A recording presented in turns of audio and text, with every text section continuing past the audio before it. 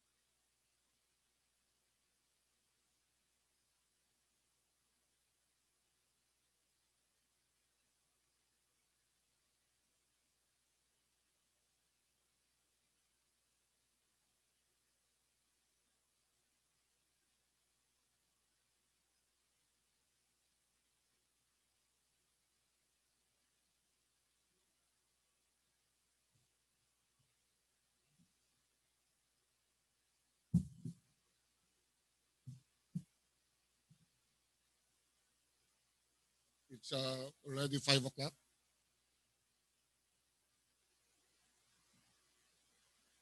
Anyway, I would like to welcome everyone.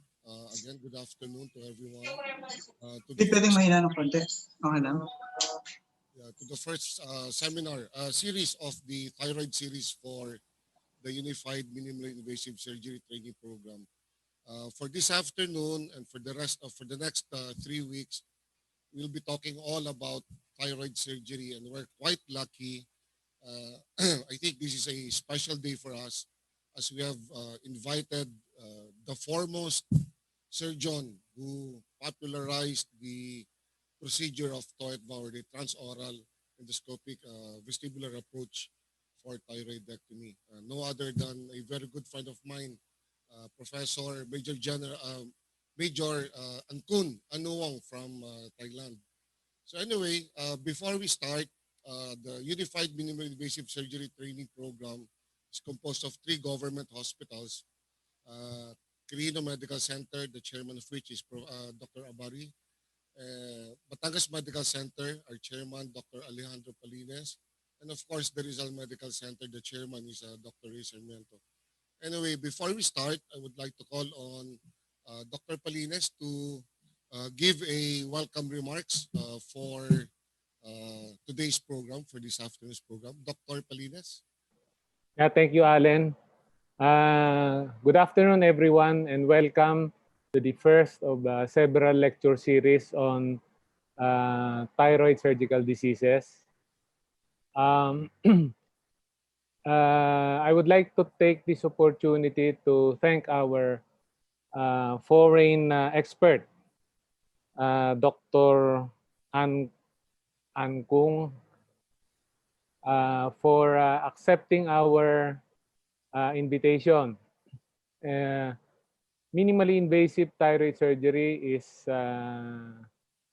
not really common in our country, and only a few does this procedure. So I'm sure this will be a very interesting afternoon. I would like also to take this opportunity to congratulate Allen, our course director, for our PMA awardee for his contributions to modern medicine. And also Kuya Ray, Dr. Ray Sarmiento, for being conferred as fellow of the American Society of Gastrointestinal Endoscopy. Hindi raw gastroenterology ha, yun ang sabi niya. Gastrointestinal endoscopy. So congratulations, Idol Ray. So again, let me welcome everyone. We have many participants aside from the three institutions. We have also our colleagues and fellows from the Southern Tagalog chapter, other consultants and residents. We also have our panelists, AP and Dr. Bisquera. Thank you, sir, for gracing this occasion. So again, good afternoon, everyone, and thank you. Back to you, Allen. Thank you, Dr. Palines. Let's go to Dr. Abari, the chairman of the Quirino Memorial Medical Center. Dr. Abari.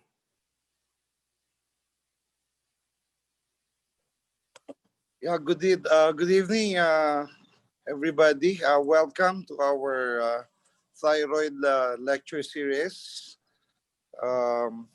It's so timely that we started already this thyroid lecture series because the DOH uh, declared September as thyroid malignancy prevention month.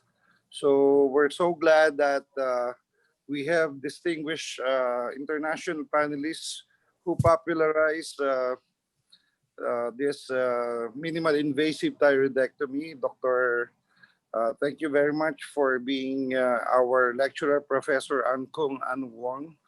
And of course, our panelists, distinguished panelists, Dr.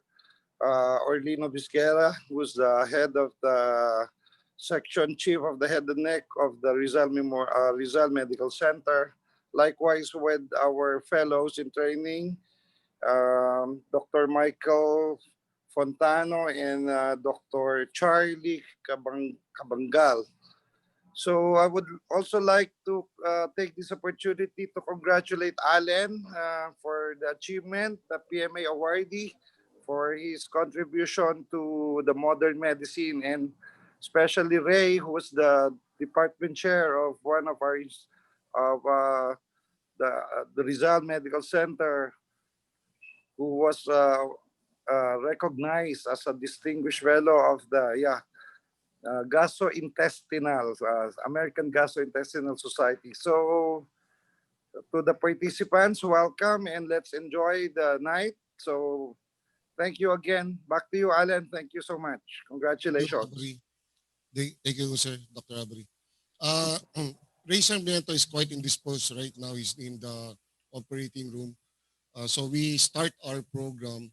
Anyway, the program series of the thyroid series for this month was made by the head and neck section of the Rizal Memorial Medical Center, headed by Orly Bisquera and Dr. A.P. De Jos. Anyway, I'll give the mic now. I'll pass the mic to Dr. De Jos so that we can start the program for today.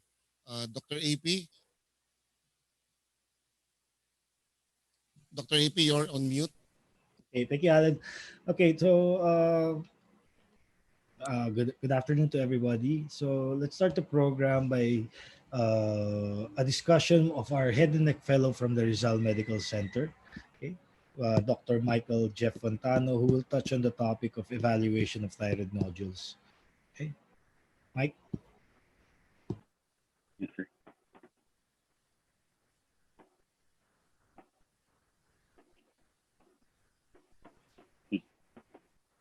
Good afternoon, everyone.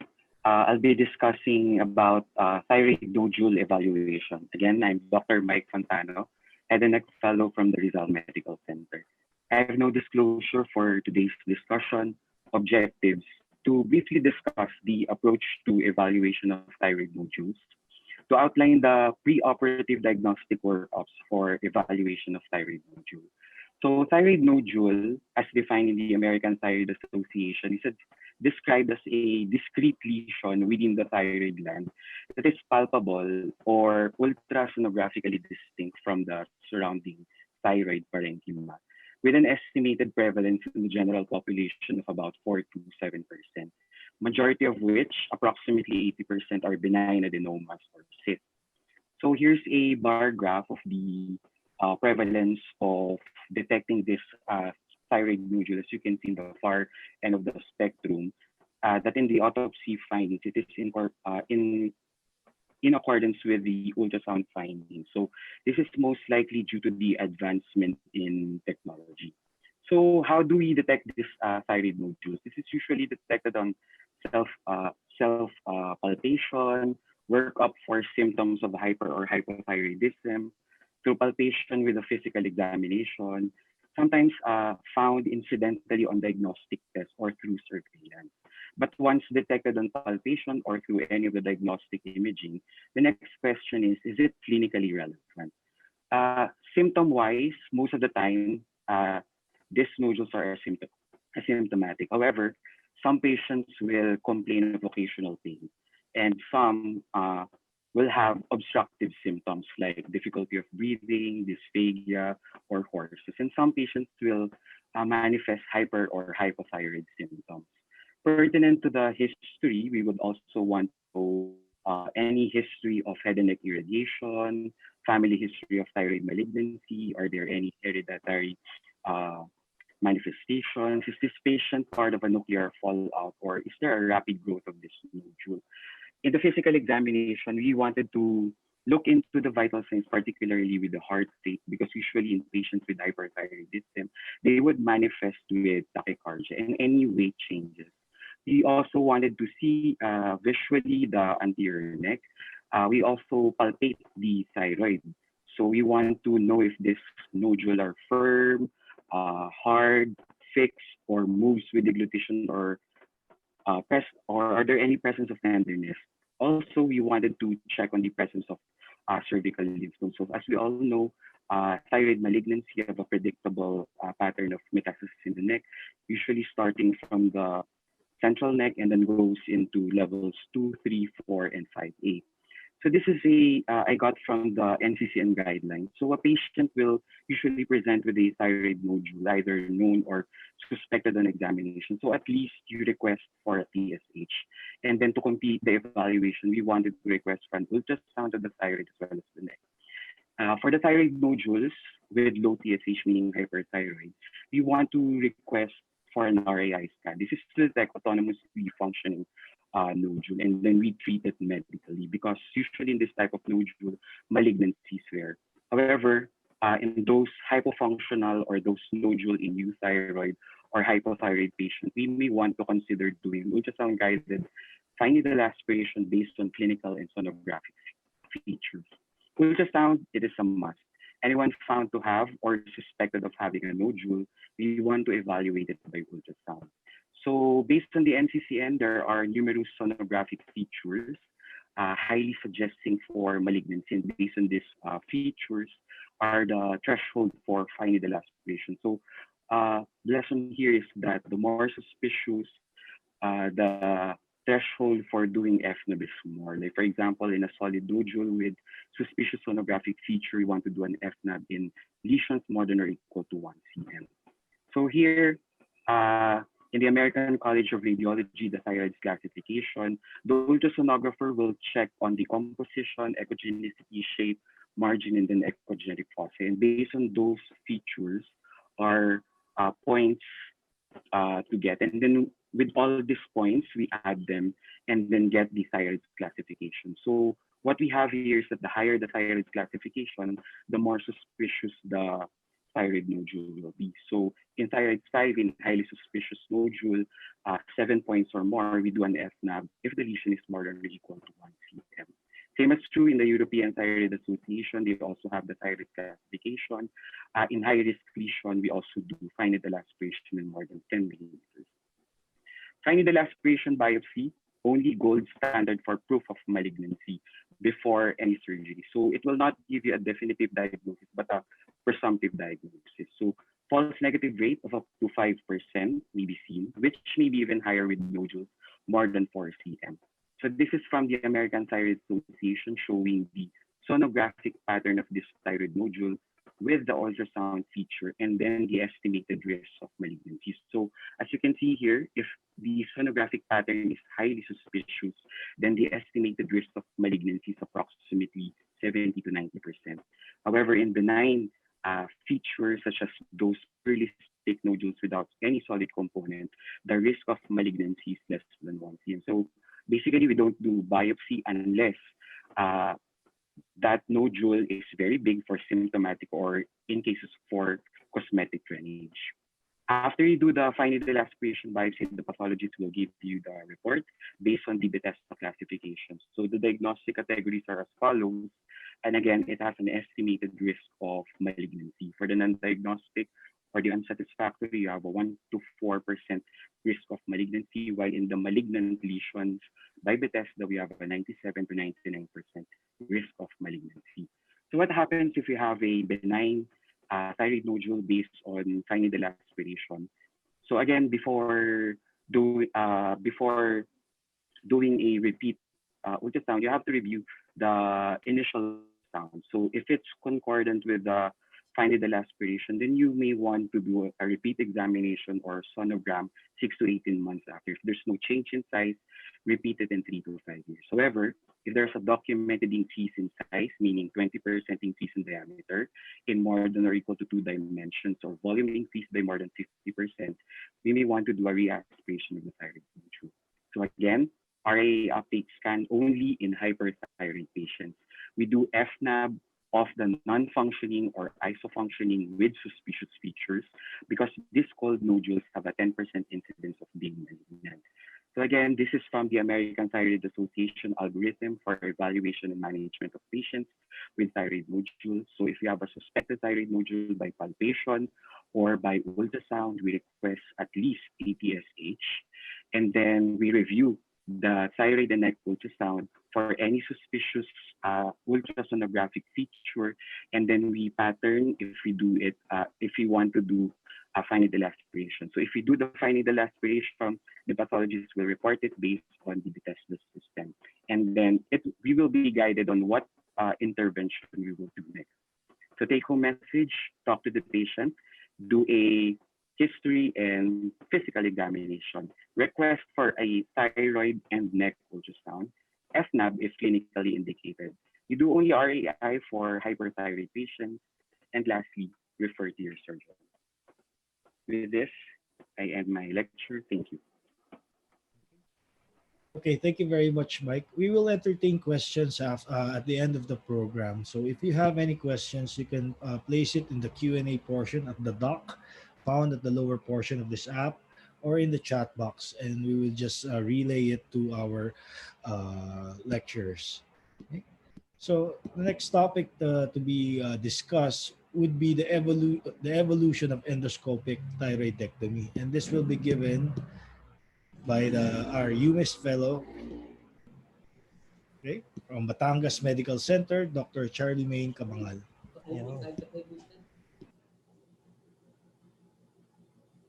Right, Charlie?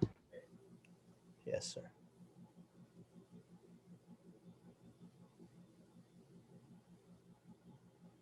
Can you see my screen? Yes. Okay. So again, good afternoon, dear doctors. My name is Dr. Charlemagne Cabangal, and I will be presenting to you the evolution of endoscopic thyroidectomy. So my objective for this presentation is to review the history of endoscopic thyroid surgery and its evolution and its evolution through time. So these are the sources that I have acquired in coming up with this presentation. So as we all know, the thyroid disease has been known to as early as 2700 BC and is one of the ancient diseases of men. However, it's only in the early 10th century that the first successful thyroidectomy under opium sedation was performed by the great Islamic physician from Andalusia, Abu al-Qasim Khalaf ibn Abbas al-Zahrawi, who is also known by his European name as Al-Bukhasis.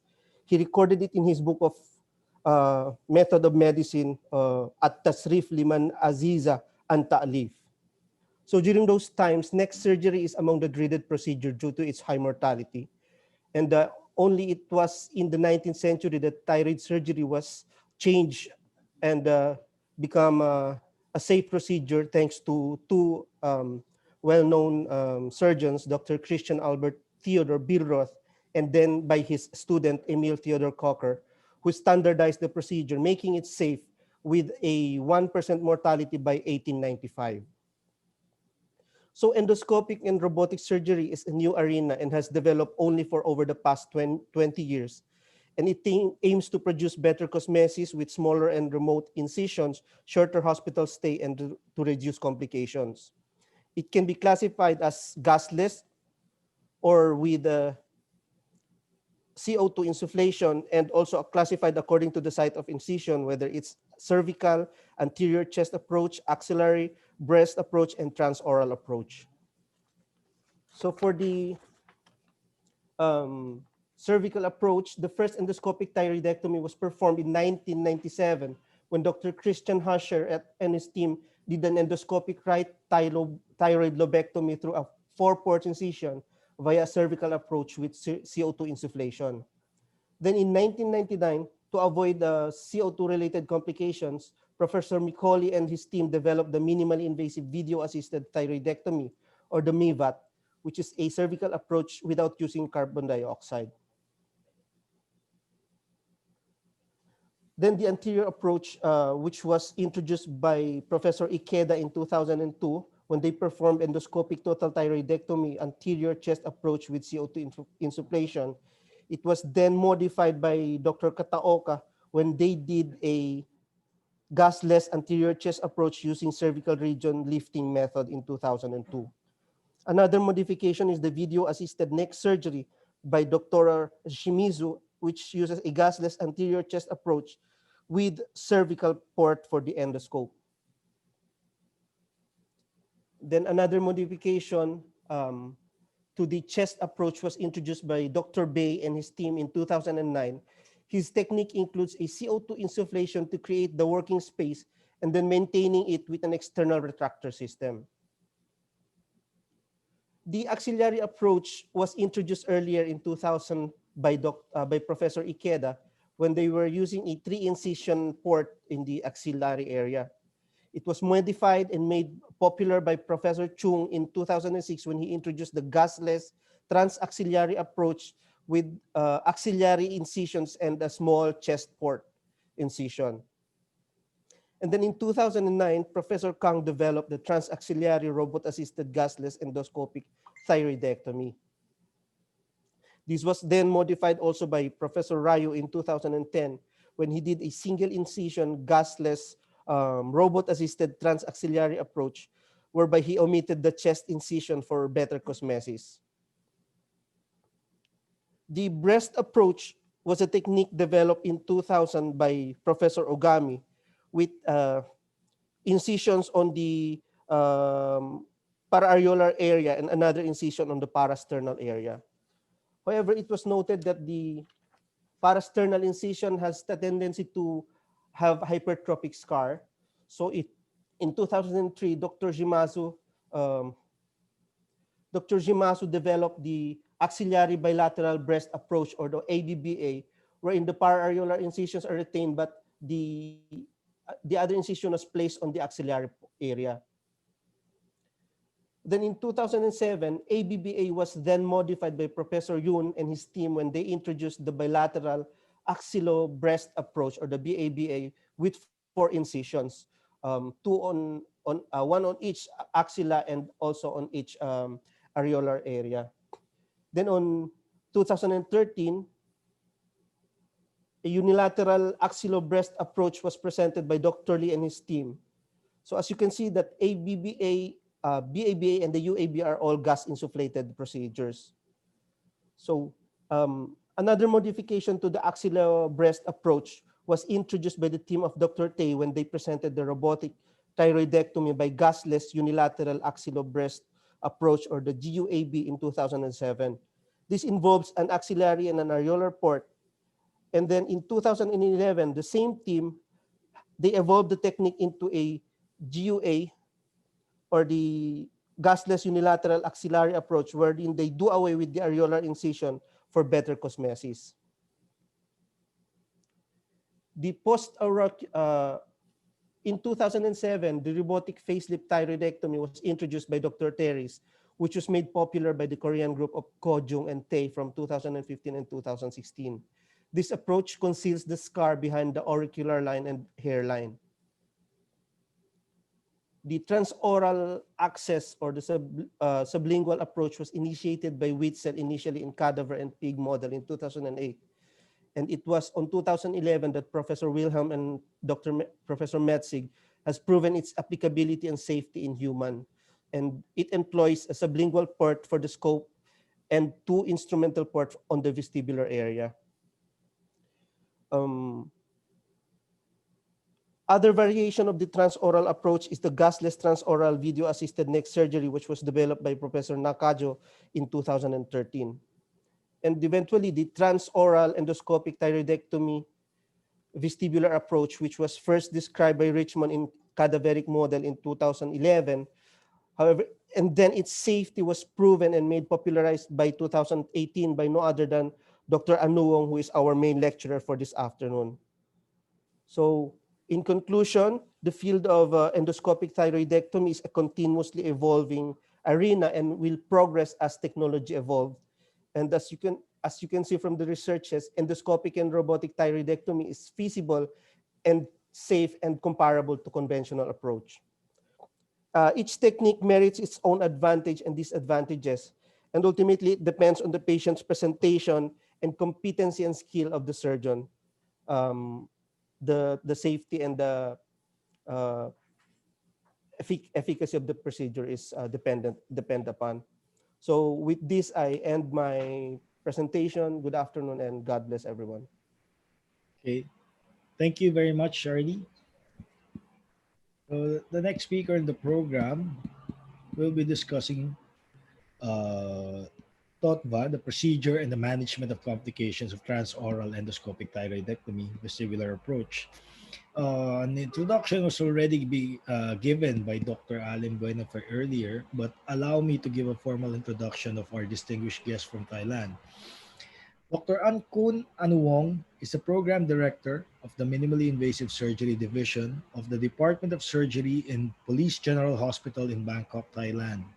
He is a visiting professor of endocrine surgery in the following institutions: the Department of Surgery at Yale University School of Medicine in Connecticut, USA, the Icahn School of Medicine in Mount Sinai, New York, and in the University of California, San Francisco.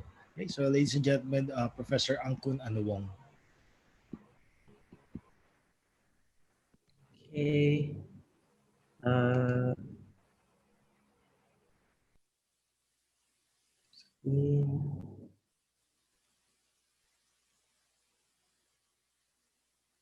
Okay, can you see my screen? Yes, sir. Okay, thank you very much. Let me. Okay, so thank you, Alan, for letting me to have the opportunity to present my works during almost 6 years from that time about the transoral endoscopic thyroidectomy. And today I'm gonna present my work regarding the procedure as well as the management of the complications might occur, because as you may know that 6 years passed, so some complication might be, but I don't want you to have this complication as me as well.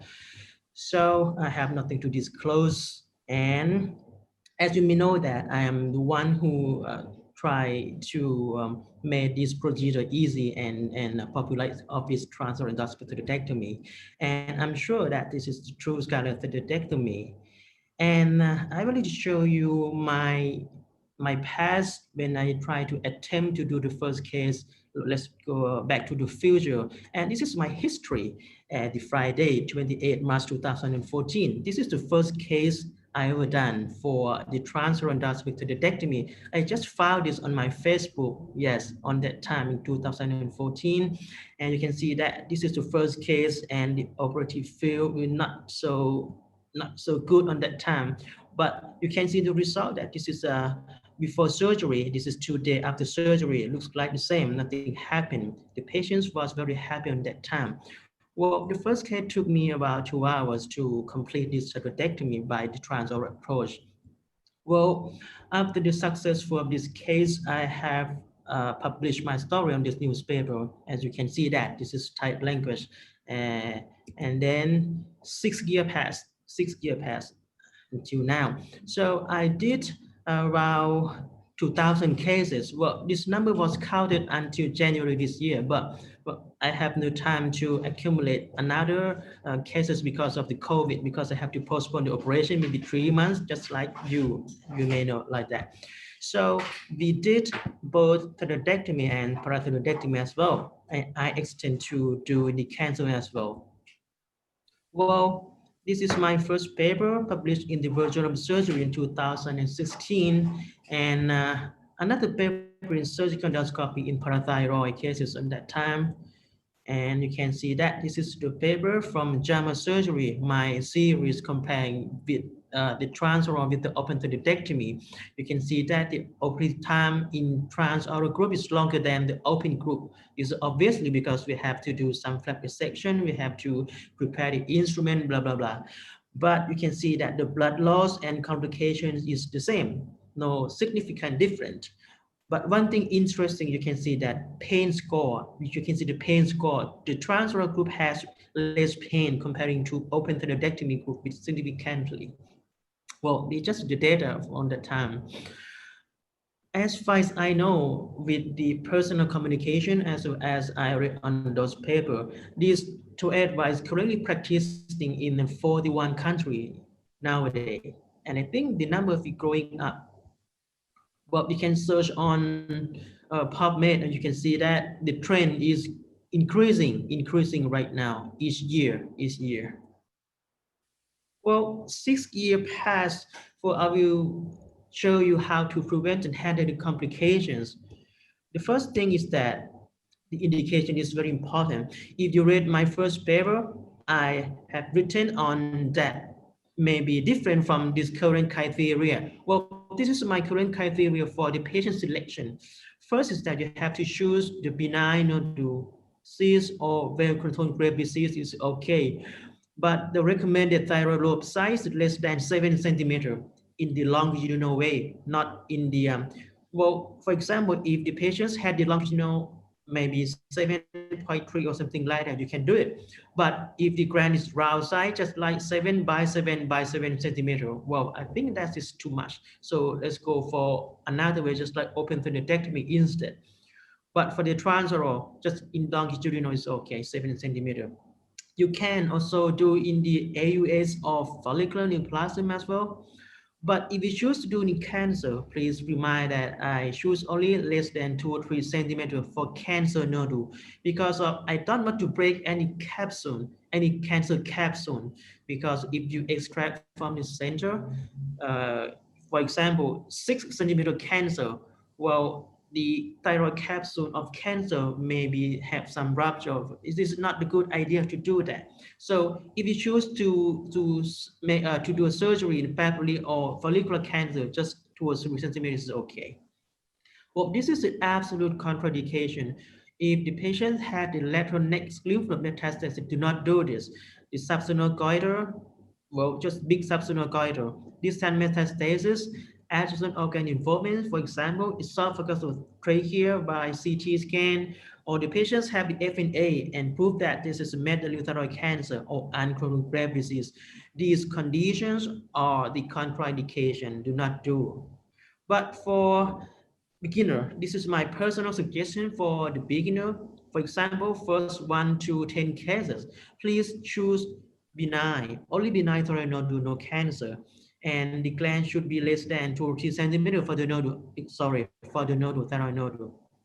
If you have right-handed person, please choose for the right thyroid nodule because of it will be very difficult if you try to cross your hand to make an operation for the left side. So if you have right-handed, please choose the right thyroid nodule. Female is better than male because the male has the Adam apple, maybe obstruct your movement, and middle age is better than younger because younger have the just like tense fibers or tense skins over here. It's very difficult to make the working space. So female, median age, right side, less than 2 TCM, no cancer, no thyroiditis, no grave disease, no toxic for the first case. But if you pass the learning curve, let's say 10 to 15 cases, you can extend the condition to be more and more. Well, this is my personal suggestion for the beginner. Let's see, the possible common complication might occur for the beginner or even the intermediate. The first one is the flap perforation. Well, this paper came from Jordan, from Dr. Barker.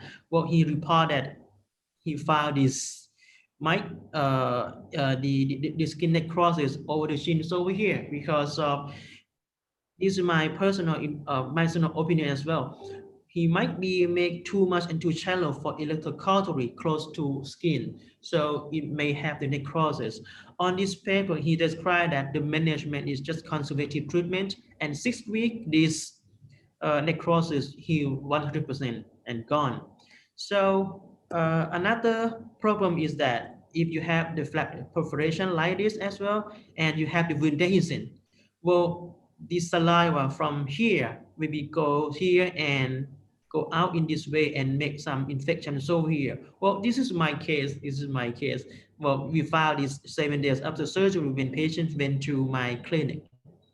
And this is quite obvious infection because of the saliva go from here and go out of here. Well, cause is the same thing, too much and too shallow electrocautery close to skin.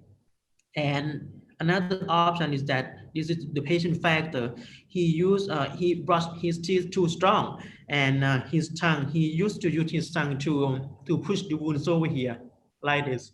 That's why this wound has been dehiscent and the saliva goes from here to here.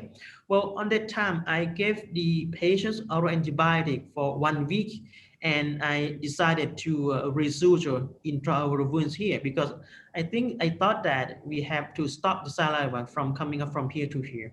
Well, this strategy, and then 1 week follow-up, we found that the wounds closed very well. It is 14 days after surgery. And then 1 month after this, the skin heals very well. So this is the lesson to learn about this flap perforation. Well, when you dissect at the shins over here for the flap dissection, you have to limit using electrocautery as much as possible. So use it as less as possible and try to use the blunt dissection instead, and close to the bone is better than close to skin here. And point the vertebrae down to the mandible is better than pointing up to the skin. Well, this is at the shin area. And for the neck area, when you use the endoscopic instrument, try to dissect about the skin at the neck, well, try to dissect just above the strap muscle, not too shallow, not too deep, because if you see so many fat or everything yellow in the top floor, try to go down because that may be too shallow. And you feel some bleeding and you saw that the muscle fiber is bleeding right on over that time, I would say that this is too deep, so go up a little bit. So the ideal point is just dissect just above the strap muscle and go follow the strap muscle until you reach the sternal notch. This is the best strategy. And at the oral wound, well, you have to tell the patient stop brush their teeth, especially lower teeth within 2 weeks after surgery, because we don't know that sometimes the patients, but the teeth too strong, that might tear the wound you suture already. And to the patient, do not use his tongue to try to push all the wounds over here. Well, this is the lesson I learned. When I use this strategy, no more flap perforation. The problem number 2 is the anterior jugular vein bleeding. Well, I read this paper from Korea from Professor Tae.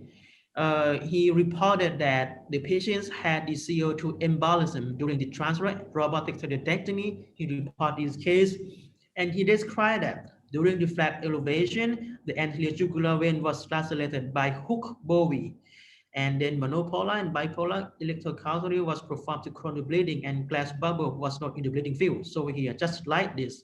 So for me, I thought that might be the cause of the anterior jugular vein, and he accidentally cut it. What he did on that time, he tried to stop the bleeding by using the Bowie, harmonic, or any measurement. And cause of this bleeding because of the anterior jugular vein injury with prolonged bleeding. On this paper, he described that the patients lost around 600 cc of the blood loss. That's why this problem occur. I mean CO2 embolism, and the patient need to have the CPR. But the patient recover very well. Well, I might tell you that if you found some bleeding, active bleeding, just like anterior jugular vein bleeding, the first thing to do is try not to stop the bleeding by using the Bowie, using the harmonic. So the first step you have to do, right hand, you have to compress the bleeding point first. Do not do anything, just make some compression. And your right hand has to change to be suction, and then switch the suction to compress the bleeding point, and right hand you change to be just like hook or something like that, and try to open the surround tissue, surround maybe to fat, the muscle or something like that, to expose the HAV along the way, and then slowly release the suction, and then you try to see the bleeding point. I would say that if you see the HEV injury, do not use harmonic, do not use electrocautery. The best way to do, you have to use the clip instead, maybe metallic clip or hemlock or something like that. This is better because HEV is very fragile, and when you use some electrocautery, it might be contract and bleed more and more. So I would say clip is better than anything. So for the prevention, as I told you, correct plane dissection just above strap muscle is better measurement. The problem number three is that the auriculolaryngeal nerve injury. Well, I found that the auriculolaryngeal nerve is, I may say, they might be located in the same position, but you have to change your point of view because in the open surgery, you have to stand in the lateral of the neck of the patient, but this procedure, you have to stand above the head of the patient and look down like this. So you might be have some unfamiliar auriculolaryngeal anatomy and upside down comparing to open surgery, and might be the heat transfer as well. Well, the exact location for the right side, well, you can see in the right pictures here, this is the right side. When you lift up the thyroid gland above, you can see that the nerve might be go and inserted here, anterolateral of the CT cricothyroid muscle or the cricoid cartilage. So the right auricular nerve might embedded into the thyroid capsule, but for the left side is different because it usually in the TE group, the tracheoesophageal group, or sometimes it's located just above the esophagus over here. So for the right side, it's easier than the right side. The right side may be some tricky. Another injury is from the heat transfer from the harmonic or ligature, or the traction injury when you try to push the gland too much. Ask about the external branch of the circumlaryngeal nerve. It is not always seen, just like open surgery, but you can see it when you have the low type. Well, this case is, you can see that this is the right thyroid, this is the jaw space, this is the cricoid cartilage. You can see that the nerve will be pointed from here and makes the U-turn over here. For we call this a jaw space, we have to expose the jaw space or cricothyroid space between superior pole and cricothyroid muscle. It is always located in here. But if you want to see it, really want to see it, you have to cut here, cut on the way back here, the sonothyroid muscle. You will see it. This is the left side, the same story. This is the jaw space.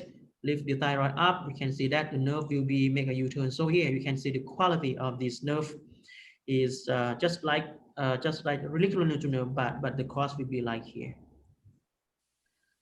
Heat transfer is another dangerous point because we almost always use the energy device to do the endoscopic thyrudectomy. Even ligature Maryland or harmonic, even they have the very new one, HD1009, something like that. Well, for the ligature, the heat will be transferred from the whole tip of the ligatures over here. But for the harmonic, the heat will be generated over here. We call the active blade, the white, or no, the metal blade over here. But for the white blade, is just like the shield. Well, you might heard some the claim commonly claim that the heat transfer for ligature is only 1 mm, the harmonic is 2 mm, but I would say this is not true because you can use this if you operate in the abdominal, but for the thyroid is totally different because the recurrent lymph nodes is very sensitive to the heat transfer from energy device. In the study, in the paper, you might find that they reported the heat transfer from the ligature is 1 mm, the harmonic is 3 mm. But in the reality, in my experience, I would say that 4 mm is the best way, is the best safety margin. 3 or 4 mm is better than 1 or 2 mm. But don't trust the company that something like this. Okay, sorry. Well, if you if you're not sure about your experience, you can use the nerve monitor. For me, right now, I try my best to use the nerve monitor in every cases, but depends on the patient because the patients had to pay additional cost for this nerve monitor. But for the beginner, I strongly recommend you to use this one. You can use the oral tracheal intubation or nasal tracheal intubation as well, just like this or this. You can use the commercial for Medtronic itself because they have the along maybe 28 centimeter with the ball tip like this. Or you can use the custom vial. You can cut this wire and plug together with the because you can plug this to the NIMS panel and you can plug this in the L hook or Maryland, and you can use L hook for stimulate the nerve. This is the Korean concept. I got this from Korea. Or option 3, you can use this is open probe for the nerve probe for the Medtronic itself. You can remove this part and plug into the L hook from Covidien. It can fit perfectly, and you can use this with this as well. Well, you have 3 options in endoscopic because we need to have a long probe enough to stimulate the nerve. It will be like this. When you operate. Well, it is not clear evidence that nerve monitor will prevent the nerve injury from the paper.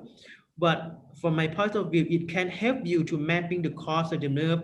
You can stimulate the course from below to the insertion. It is very useful, and I suggest for the beginner in order to make sure that you don't do any harm to the nerve. For example, you can see that you're quite not sure where's the nerve, this suckle candle, this parathyroid, it might be nerves over here. It's quite not sure. That's why I use the nerve probe to and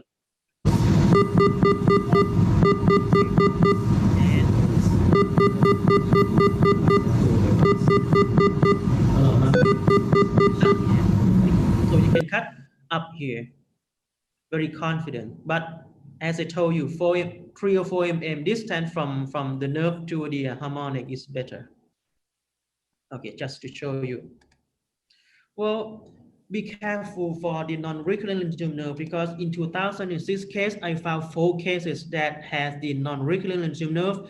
Well, this is after lobectomy. You can see that this is the insertion, this is the nerve, and the cause of the recurrent lymph node will be here. This is recurrent, and this is, you can see that another one.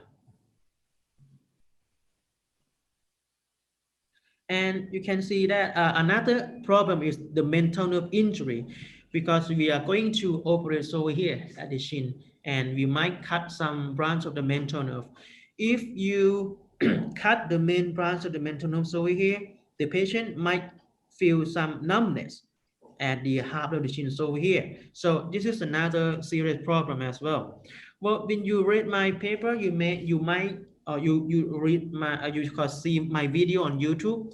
This is what I described in 2014. This is the first incision 1 cm, and another bilateral 5 cm is here, just at the center of the buccal cavity. Well, you can see that this is the mental foramen. This is the mental nerve. Well, this incision might have some do some surgery to the mental nerve, and only 1 cm is very difficult to extract the specimen. Sometimes it's broken. That's why I refine my incision to be this is the old incision. You can see that on the YouTube. This is my new incision. For the center, I did just like bigger than the first incision. 2.5 to 3 cm depends on the thyroid gland, no gland size. And I move from here at the center of the buccal cavity to just below the lower lips as much as possible in order to avoid the injury to the branch of the mental nerve. So after I change my incision to be like this, no mental nerve injury at all, and specimen extraction is better than the past.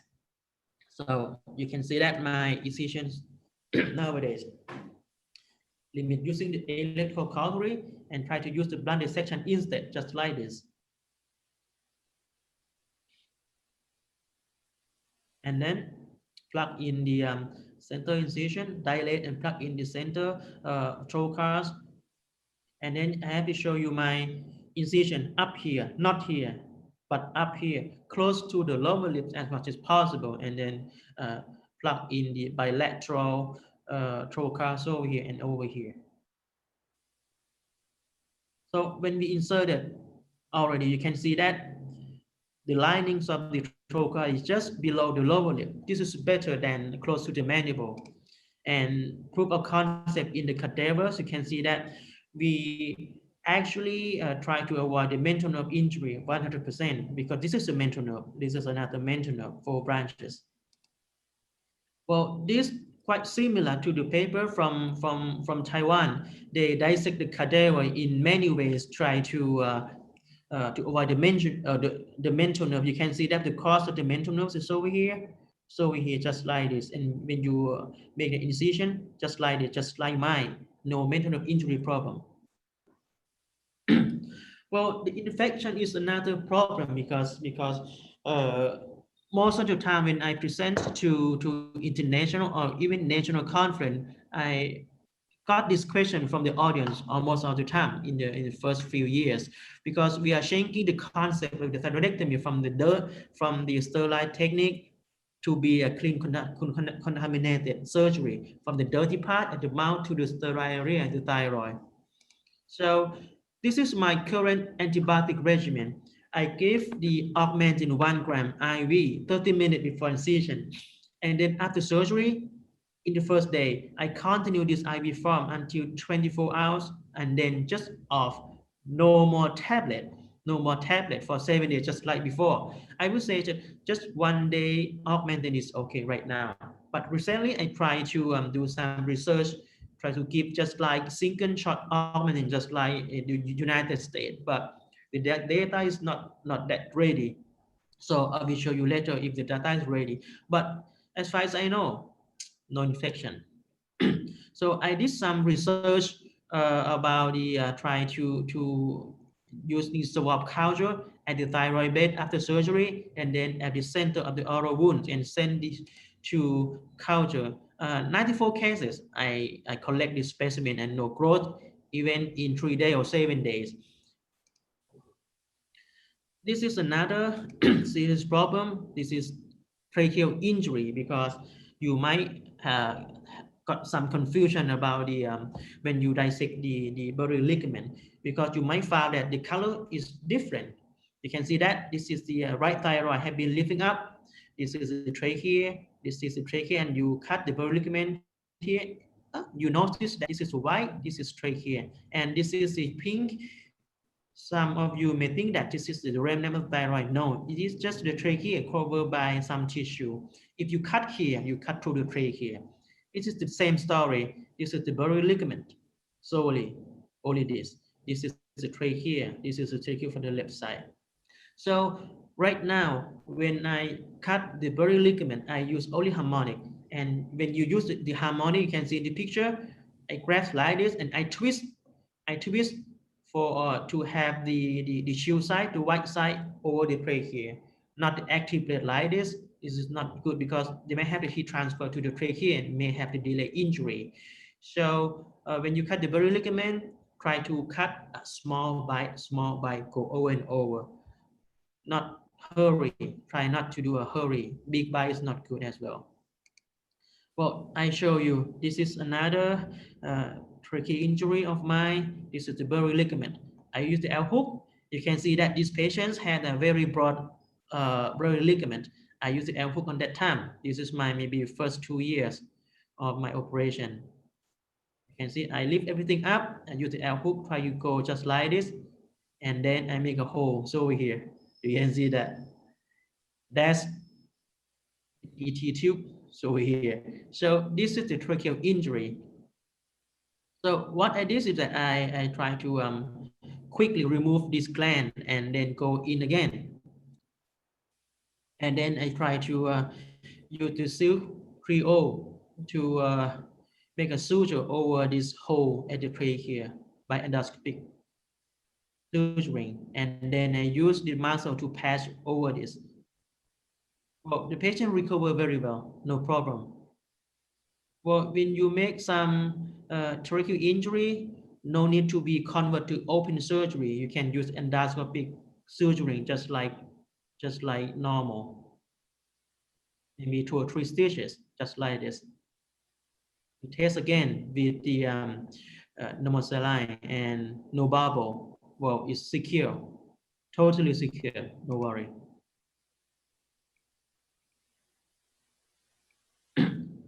So carefully dissect at the berry ligament. Do not use the hook ever. Try to use the harmonic is better.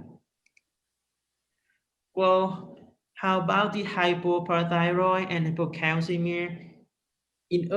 Earlier in my series, we have around 10 to 15% of the transient hypoparathyroid or hypocalcemia and recover 100% in 3 or 4 months because of the lack of the vessels to do parathyroid. But in my series, no permanent hypoparathyroid or hypocalcemia as well. So technique is another thing, but another thing that can help you is technology. But right now, I use the ICG, try to use the ICG and try to establish the protocol for it. But you have to use this special laparoscopic set that have the ICG. I will show you. Well, the strategy for the thyroid by the ICG, we have 2 main strategies. The first one, to check the viability of the parathyroid after thyroidectomy. This means that when you cut the thyroid already, you saw the parathyroid, you have to check it, is viable or not. For the second strategy is to help to confirm and identify para before thyroidectomy. This means that you found thyroid and you found something similar to parathyroid, you inject this ICG to check, oh, is it a parathyroid or not? But when you want to use it, I have some strategy. You have to activate to identify the parathyroid first, and then you activate the ICG mode of the camera, and you inject just 2 cc of the solution of the ICG and wait for 10 to 15 seconds. And then the parathyroid will become green first, and then it brighten up everything. So you only have 10 to 15 seconds to see the parathyroid. I will show you the video. This is the paper from Switzerland. They do the grading score for the ICG for the parathyroid. I think this is the open surgery. Score 2 is that you can see that this is parathyroid. This is black and white, and this is the green ICG. You can see that it's green and white perfectly. Score 1 is partially stained of the ICG. Score 2, score is no ICG at all. Well, they using this score grading. This is my case. You can see that this is from Novadeck pinpoint system. This is score 2. You can see that this is parathyroid after surgery. After left lobectomy, this is a full score 2 or full ICG staining. This is example of score 1 after thyroidectomy. This is the left side. You can see that after lobectomy, this may be the parathyroid. I inject the ICG, and you can see the partial staining of the ICG, just like over here. This is a partial staining. This is partial viable. And you can choose to do black and white as well to see the whole thing. I'll show you later. And right now, the Novadeck system has been taken over by Stryker system already. And Stryker has made the new system just like we call Stryker 1588M camera system. with the Novatec technology with the 4K. It is 4K resolution, which can be used for the open surgery as well. Oh, this is called SPY-5, and this is the open head, and this is the lap surgery head. We can use both as well. We can use this for open thyroidectomy with the full 4K made with ICG. Well, this is the example of the Striker 4K system. This is to identify and confirm that this is the right upper parathyroid. So I suspected this is the right parathyroid. So I inject the ICG. You can see that it's going to be green. So over here, and confirm this is parathyroid, obviously. And then after 15 seconds, the whole thyroid will be brightened up as well. Well, this is very useful if you can, if we can do the protocol. Very, very good. And this is the same thing with the Striker system after lobectomy, and we see the viable. And I told you that this is a grade 1 system, the grade 1 score. The partially staining of the ICGs over here. So it can be changed to the black and white. Black and white is more clear, I think, for the Striker system.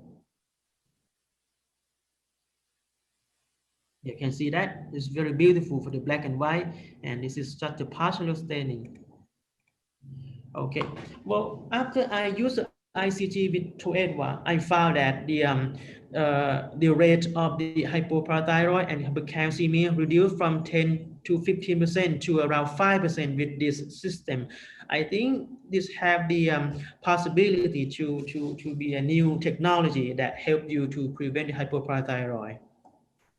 But the protocol is underdeveloped right now. Okay, in conclusion, I would say that complication can be happening in every operation, even the new or the old operation.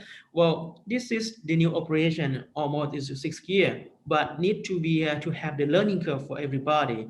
So practice, proctoring is very essential. When you found some complication, it is not the end of the world. Be calm, focus, and sometimes you need to call for help. And it doesn't mean that this operation is bad. It is good, but you have to pass the learning curve and practice yourself. Okay, thank you very much. Thank you very much, Professor Angkon. That was a very comprehensive discussion on how to manage complications of this procedure. Okay. Do you have any questions on the floor? Any questions from our panelists? Dr. Buenafe, Dr. Sampang, Dr. Bisquera? First of all, I would like to take this opportunity to thank my good friend Angkon Yes. for the very nice lecture, and to thank him for joining us. I know you're a very busy man, and really thank you. Any questions from the floor? I think there are some questions. Dr. Sampang? Yes, good afternoon.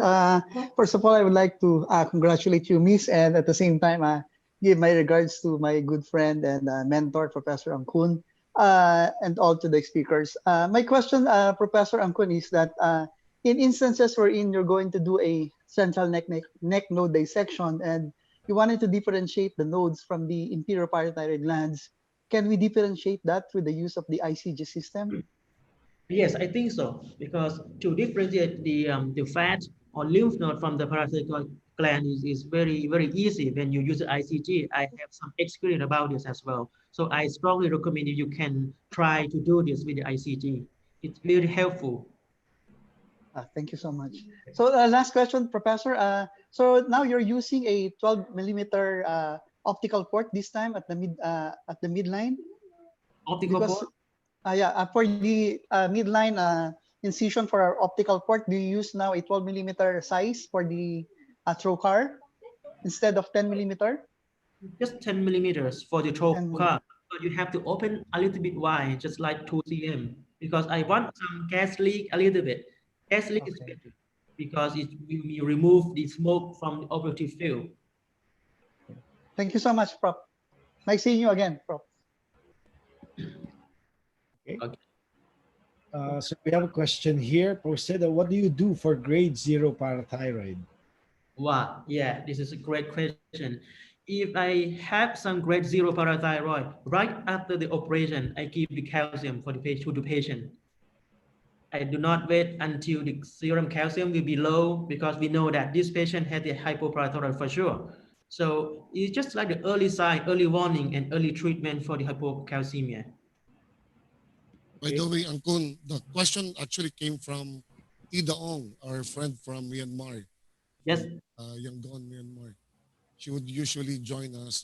The surgeons from Myanmar would usually join us in our conferences. So thank Okay. you, Tida, for that question. Also, we have a lot of friends from Indonesia who would come in and then join us in our conference. Any other questions from the floor, from our panelists? Angkun, for all those who would want to venture into going in doing Toetva, what's the tip that you can give them before embarking on doing your Toetva? Sorry, Alan, I can't hear you very well. Your voice very low. If you want to, if you have a surgeon, a general surgeon who would want to embark on doing a Toetva the first time, and then after watching all your lectures and all the videos that you've shown, what's the best tip that you can give them for them to go into Toetva? Oh, I would say if you really want to do it and you never did before, the first thing that you have to see the real operation by some expert. For example, in Philippines, you have my friends over here, Dr. Domingo, Dr. Bikista, or anybody who can do it. At least you have to see the real thing first, and you have to see it. Just repeat it, see it, and then if you have a chance, go scrub in with them, and they will teach you. Do not watch on YouTube and then go on the operation. That's not a good idea. I think the best way is to, once the COVID goes away, we'll invite you again and come to the Philippines and do surgery with us. Yeah, if your time permits. Okay.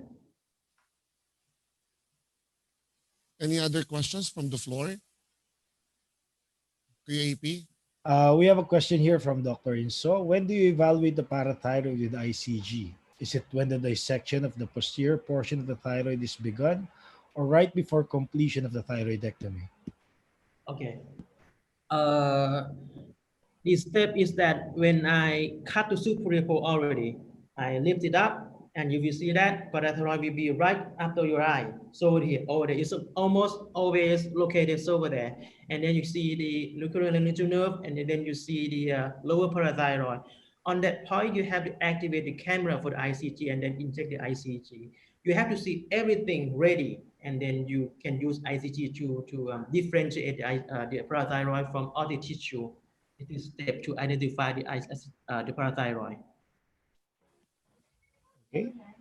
Thank you very much, Professor. Any other questions? Yes, Dr. Champang, you have another question? Yes, Professor Angkun, I remember that I think I saw in one of your posts that you already extended your indication to modified radical neck dissection using the. Can you expound on that? Well, on that case, it is just like 1 cm cancer, the pathologic cancer on the right side, and they have the chain of lymph node metastasis to the maybe level 3, level 4 from ultrasound and CT. But level 2 is not involved definitely. So I try my best to convince the patient to go to open, but she refused because she is the air hostess and she didn't want to lose her job, because when she have the next scar, she will lose her job for sure. That's why I try this case. And when for the thyroidectomy is no problem. We can do the thyroidectomy. The central lymph node is very easy. But for the lateral lymph node dissection is some challenging. It took me around 1 hour to remove all of them. For the level 3, the level 4 is easy, but for the level 2 is some tricky because we have to pull it up. If you remember when I pull the superior pole from the up to down, I just go over and over, then drag it. For the level 2 lymph nodes over here, it is the same thing. I have to grab here and drag it down, go over and over until we complete. Well, for the transoral right now, I think if the patients had the level 2 metastasis, it's not good choice for to do this. You have to do just like level 3 or level 4, but you can drag the level 2 down. So this is just some experimental. I did some cases and I have not much information to share about this. But in the next time, maybe I show you some video, but not this time. It's not good and not clear vision. Yes, Thank you, Prof. sorry. Thank you. Okay. Okay, so Dr. Buenafe, we don't have any other questions. I know our guest is a very busy person. Okay? We appreciate that he gave time. Okay, he spent some time with us to share his knowledge. So is it okay now if we let him go? Thank you. Kapum kap, Angkun. Kapum kap. Okay. Thank you. Thank you very much. Goodbye. Thank you. Professor Angkun. Bye-bye. Bye-bye, Angkun. Bye-bye. Keep safe. Keep safe, bro. Bye-bye. Okay. Okay, so can you go back to our slides? So our last speakers would touch on the prevention of these complications. Okay, to discuss the critical views of safety in transoral thyroidectomy, we have Dr. Erlino Bisquera Jr. He's at present the chief of the section of head and neck surgery at the Department of Surgery in Rizal Medical Center in St. Luke's Medical Center, Global City. Okay, Dr. Bisquera, you have the floor.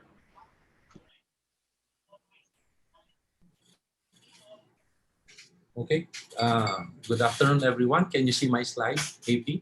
Yes, yes. Can you see my Yes. slide? It's on. It's on already. Okay, thank you. And firstly, I'd like to thank UMIST for this great conference, and I would like to thank also our guest speaker, Dr. Angkun, for that very comprehensive lecture. And my lecture now is just a little addition to what he said. And it's all about critical views of safety in transoral endoscopic thyroidectomy vestibular approach. I have no disclosure, and this is my objective. And it was discussed earlier that throughout the years there were already several approaches to make endoscopic thyroidectomy happen. And in 2014, as what was mentioned earlier, it was Professor Anyu Wong who introduced this technique. Whatever approach of endoscopic thyroidectomy that you choose, there is only one and the same objective, which is safe removal of the thyroid gland with prevention of surgical complications.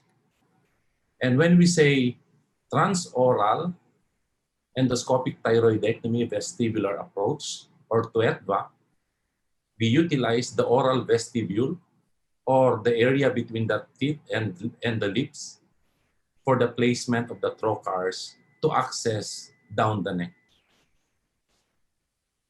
Currently, there is no standard critical views of safety, just like what we have in laparoscopic cholecystectomy, but we can always correlate the anatomy of the key steps in transoral thyroidectomy to come up with the critical views of safety, mainly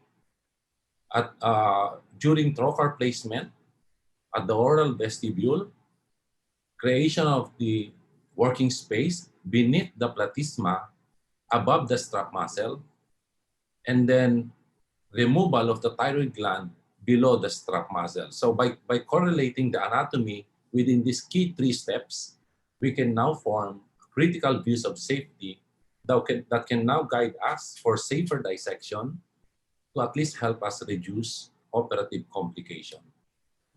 Which are the following?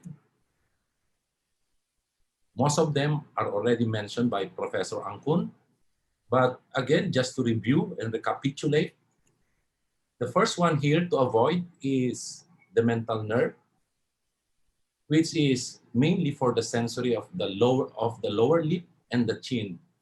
The mental nerve originates from the trigeminal nerve here that goes down and goes inside the mandible through the mandibular foramen and exits through the mental foramen here, wherein it is located between the first and the second premolar teeth.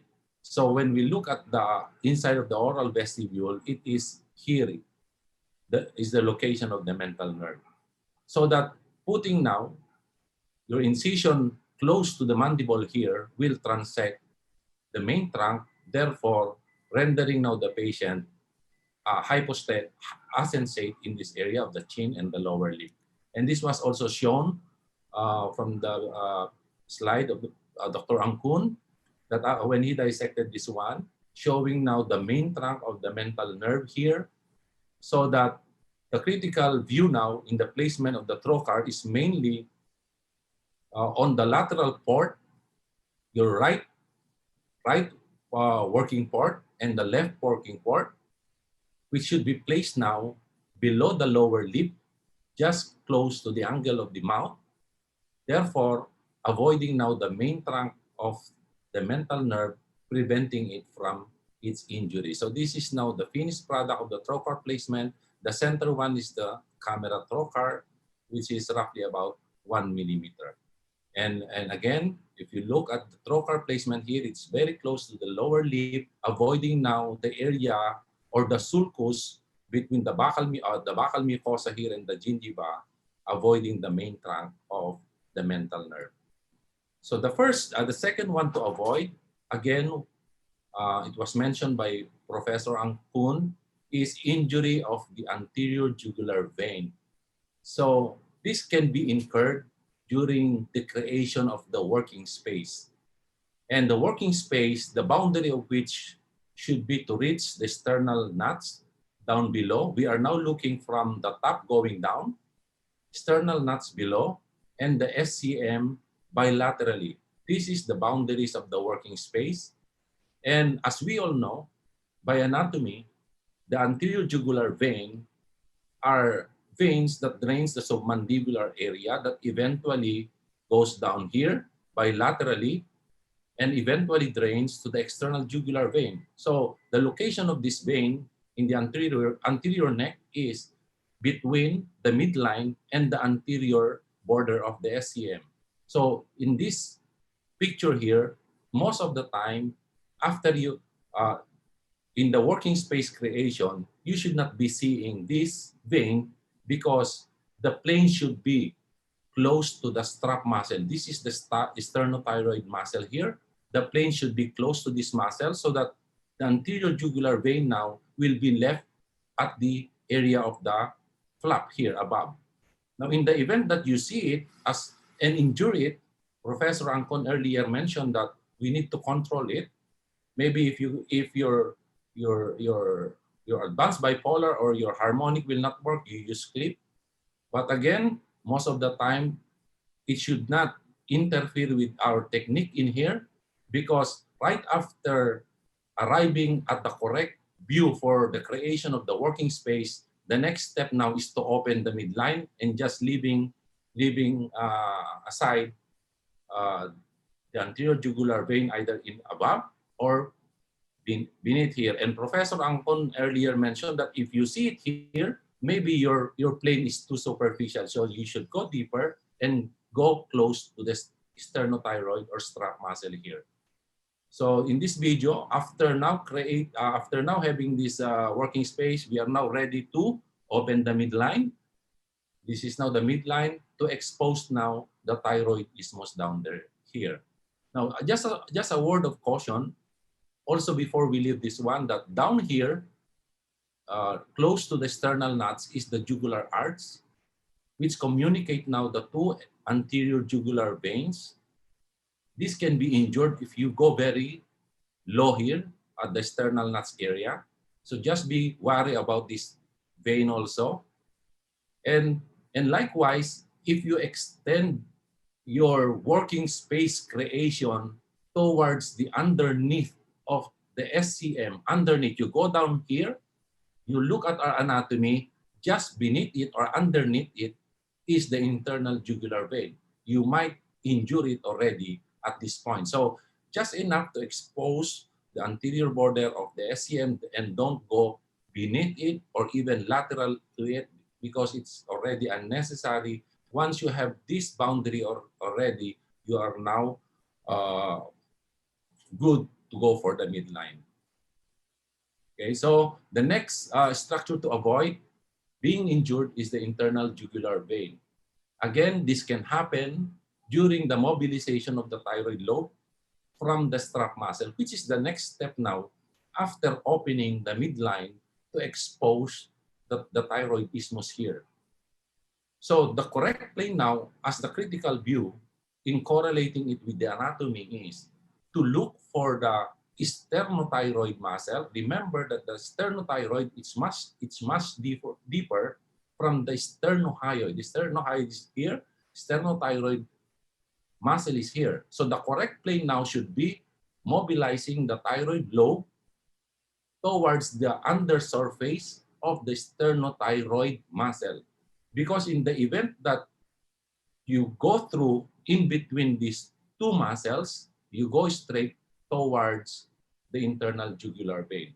And again, as I said earlier, that right after opening the midline to expose the thyroid isthmus, the next step now is to partially mobilize the thyroid lobe until to its lateral part, because the continuation of the mobilization of this lobe towards its posteromedial side will eventually come at a later time when you have already transected the superior pole and you are now mobilizing the thyroid lobe while tractioning it anteriorly and preventing it from injury towards the internal carotid here.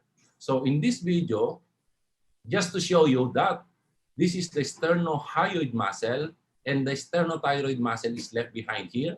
So the plane should be beneath the sternothyroid muscle while you are doing some traction, medial traction of the lobe here. This should be the correct plane, and never go inside this plane because it will lead you directly to the internal jugular vein. So that this sternothyroid muscle should be included in your external traction suture to keep it constantly being retracted, and will help you expose this area and avoiding going into the internal jugular vein. Okay, so the next structure that can be injured, again, this was mentioned by Dr. Angkun, is the trachea. And this can occur during transection of the thyroid isthmus. Okay, so I said earlier that after opening the midline to expose the thyroid isthmus, don't transect it at once. We need to mobilize the thyroid lobe partially, going laterally, with care not to injure the internal jugular vein. And then after that, we place a traction suture to include the sternothyroid and sternohyoid and the sternothyroid to be pulled laterally by the assistant. And then after that, we now proceed with transecting the isthmus. So at this time, we can injure the trachea. So the critical view now here is with your left hand, if you are right-handed, is to lift the thyroid isthmus here, lift the thyroid isthmus, and then develop a plane behind the isthmus, which is located more or less from the second to the third tracheal ring. And we all know that this is an avascular plane. So correlating it with the anatomy, we leave it here and then we create a plane here, utilizing now your Maryland. And then once it is totally isolated, we can now transect it utilizing your ultrasonic device or even your ligature. So this is the video of it. So this is a Maryland liberating now the isthmus and transecting it with your ultrasonic device with care now of not injuring the trachea with the active part of your harmonic. Okay, so the next structure that can be injured is the common carotid. Okay, let's review again the anatomy here. And this can occur, this complication can occur during the mobilization of the superior thyroid pole, because during transoral endoscopic thyroidectomy, since you are coming from above, the closest area where the common carotid artery can come in contact with the superior thyroid pole or superior with the thyroid gland is when you are mobilizing the superior pole, which is a requirement before you transect the superior thyroid vessel here. Okay, Professor Angkun earlier mentioned that there are two requirements in here before the transection: mobilization of the Jol's space or the cricothyroid space here or medial to the superior pole, and then in addition here, mobilization from its lateral side. So from its lateral side here, if you correlate with the anatomy, this area here is the area of the common carotid, which is the roughly going, you are now more posterior from the internal jugular vein. So if we look at this video here, okay, so we are now trying to mobilize the superior pole here of the left thyroid lobe. Okay, so look at the pulsation of the carotid artery here. Okay, so just be worried that not to extend your dissection going to the lateral part here, especially this active blade. If it touches this area, you can injure the carotid and surely will produce significant hemorrhage that will require now your conversion. Okay, so next one is avoidance of external branch of the superior laryngeal nerve injury. And this was mentioned again earlier by Dr. Angkun. And just to review it, this external branch is coming from the vagus nerve here. Okay, the vagus nerve. Okay, and then goes down here.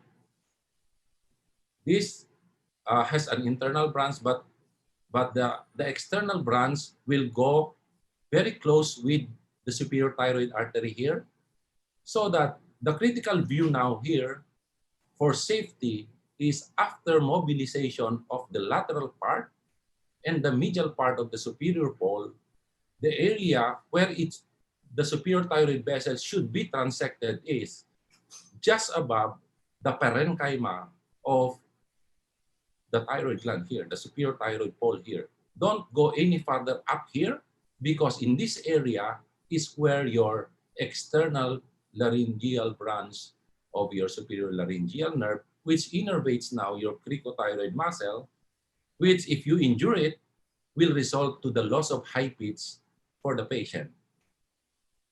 We do not routinely isolate this nerve because it is very tiny nerve, and it is not necessary because what we want to expose mainly is just above the superior thyroid pole for its transection. So this is just for demonstration purposes. Again, left superior pole being dissected on its medial part and went further up to expose now. This is the external branch that goes now to the cricothyroid. Again, as I've said, we don't want that most of the time because the area of transection is still just above the thyroid parenchyma there. Okay, so next one, parathyroid injury. Again, just a review because this was already mentioned earlier by Dr. Angkun. But just for a brief anatomical review here, that if you're coming from above, transoral view, after transection of the superior pole, okay, after transecting it, and then the maneuver that should be done now is to do an anterior and medial rotation of the superior pole, anteromedial rotation, exposing now the posterior side of the superior pole. That is where your superior parathyroid gland is located. It is attached to the gland, to the thyroid gland, through the pretracheal fascia, and this needs to be released. This needs to be released in order to avoid injury. Because during thyroidectomy, whether it is transoral or open, there are two ways of causing hypocalcemia after surgery, either inadvertent removal of the parathyroid gland, both superiorly and inferiorly, as well as the vascularization of the parathyroid gland. So you did not remove it, but you devascularize it. That's why Professor Angkon showed us the role of ICG. And when we say devascularize, meaning to say that when you attack the inferior thyroid artery here, you transected from either from its main trunk or the secondary branch. Okay, as a review, the inferior thyroid artery, which comes from the first part of the subclavian artery, will now branch into the primary branch here, and then branch again to its secondary branch. And it is the secondary branch now that gives rise or supply to your inferior parathyroid gland, as well as your superior parathyroid gland, and even your cervical esophagus. It is the tertiary branch now that gives supply to the thyroid gland. So in order to prevent devascularization of the parathyroid gland, both the superior and the inferior, we must transect the inferior thyroid artery at each tertiary branch. Of course, we don't count the branches during surgery. Our guide is just simple, just to go very close to the thyroid gland and prevent it from removing now the secondary branch and just focus mainly on the tertiary branch. Now, going back to the superior parathyroid gland, because this is the gland, the first gland that you see, and by anatomy, if you look at here, it is on a higher location than the entry point, nerve entry point to the cricopharyngeus muscle here. This is the recurrent nerve. This is the ligament of Berry. The superior parathyroid gland is on a higher level. That's why after transecting the superior thyroid pole, what appears to the view will first be the parathyroid gland, and then later on will be the recurrent laryngeal nerve. Of course, before releasing the parathyroid gland, it is nice if we can now isolate the track or the course of the parathyroid gland, the recurrent laryngeal nerve, because sometimes the entry point of the recurrent laryngeal nerve is very close now to the superior parathyroid gland. With regards to the inferior parathyroid gland here, its location is variable, unlike the superior, which is almost all of the time located behind the superior pole. Here, the inferior one is located within a 3 cm circle, the center of which is the intersection of the recurrent laryngeal nerve with the inferior thyroid artery here. So anywhere from here will be your inferior parathyroid gland.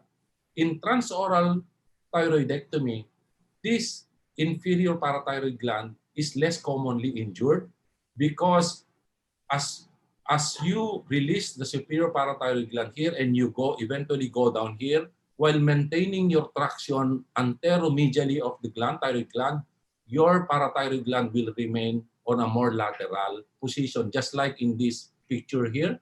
So this is the superior parathyroid gland here. This is the superior pole being on traction anteromedially. Look at the superior parathyroid gland. So the transection here should be here above it. And then on the inferior part here, you can see this is the inferior parathyroid gland. This is the main inferior thyroid artery. We are going very close to the thyroid gland here to transect the tertiary branch, leaving behind the blood supply of both the inferior parathyroid and the superior. Now in this video now showing us that we are tractioning the superior pole left. Look immediately at the superior parathyroid gland here, this one here. But before we commit to release it from the thyroid gland, it's wise to check on the location of the nerve here. And then once it is clear, we can now release the attachment of the superior parathyroid gland from the trachea, of course, taking care not to injure the entry point of the recurrent laryngeal nerve. And then after that, we now proceed with transection of the ligament of Berry here.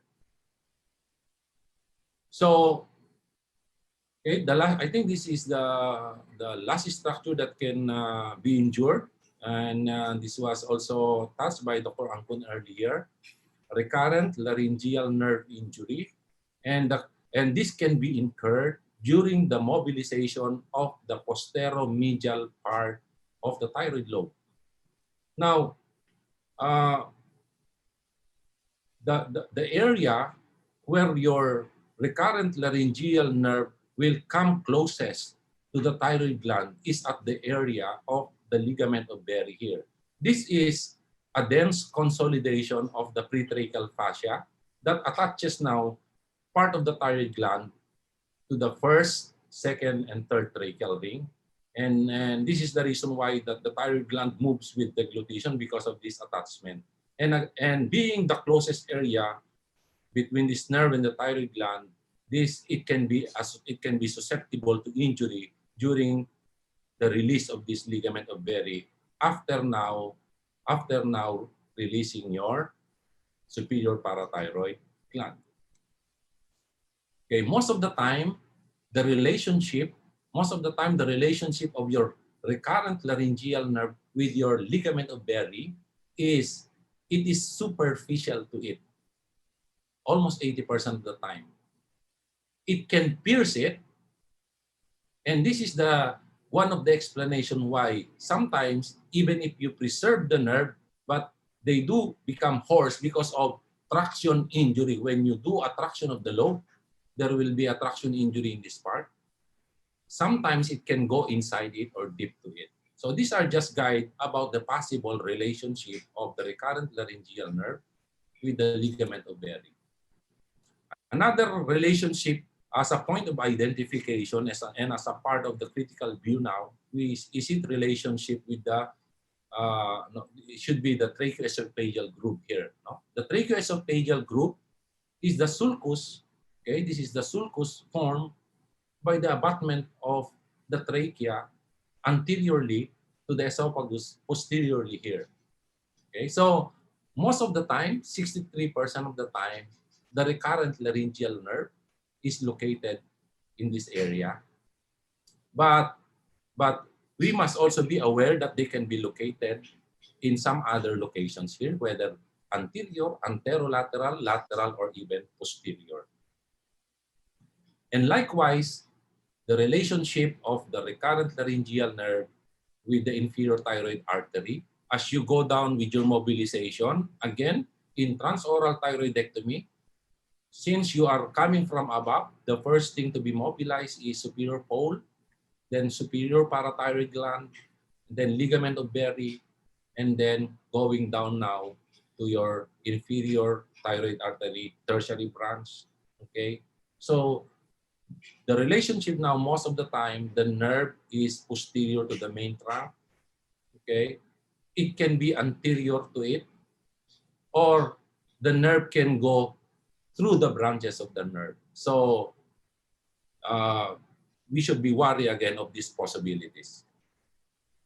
So this is just a film clip of the dissection of the recurrent laryngeal nerve. Again, this is the superior, the left thyroid lobe. We are doing anteromedial traction of the superior pole. Again, this is the superior thyroid, parathyroid gland here. We are trying to dissect, okay, the area of the tracheoesophageal group.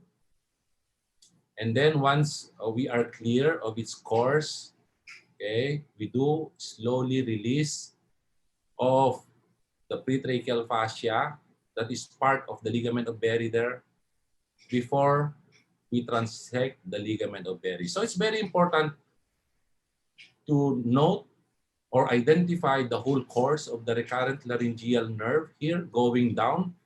And as you go, as you go down with your dissection, you identify the course, but do not transect here. You just identify the course, but again, go back close to the thyroid gland here while maintaining traction anteromedially of the gland to maintain now the blood supply of both the superior and the inferior parathyroid gland. So in summary, endoscopic thyroidectomy, whatever the approach you choose, should have the same objective, ultimate objective, which is safe removal of the thyroid gland while preventing the occurrence of complication. And anatomy can be correlated with the key steps of transoral endoscopic thyroidectomy vestibular approach to come up with critical views of safety, and observance of the CBS during TUETBA will help avoid injury to the critical structures such as the mental nerve, jugular veins, carotid artery, trachea, external branch of the superior laryngeal nerve, and the recurrent laryngeal nerves and the parathyroid gland. So with that, thank you very much for your kind attention. Okay, thank you very much, Dr. Visquera. Okay, you really have the talent of simplifying complex concepts, make it easier for people like us to understand. Okay, thank you very much. Okay, well, we have enough time to answer any of your questions. As we've said earlier, you can post it in the Q&A or in the chat box. You cannot find it. Aside from our speakers, we have Dr. Mike Fontano, Dr. Charlie Cabangal. We also have a panel of experts headed by the Executive Director of the Philippine Center for Advanced Surgery, Dr. Allen Buenafe. We have Dr. Domingo Sampang from Central Luzon, and of course, our final speaker, Dr. Jun Bisquera.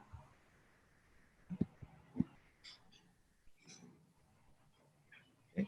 So while we wait for them to post their questions, probably I could start it.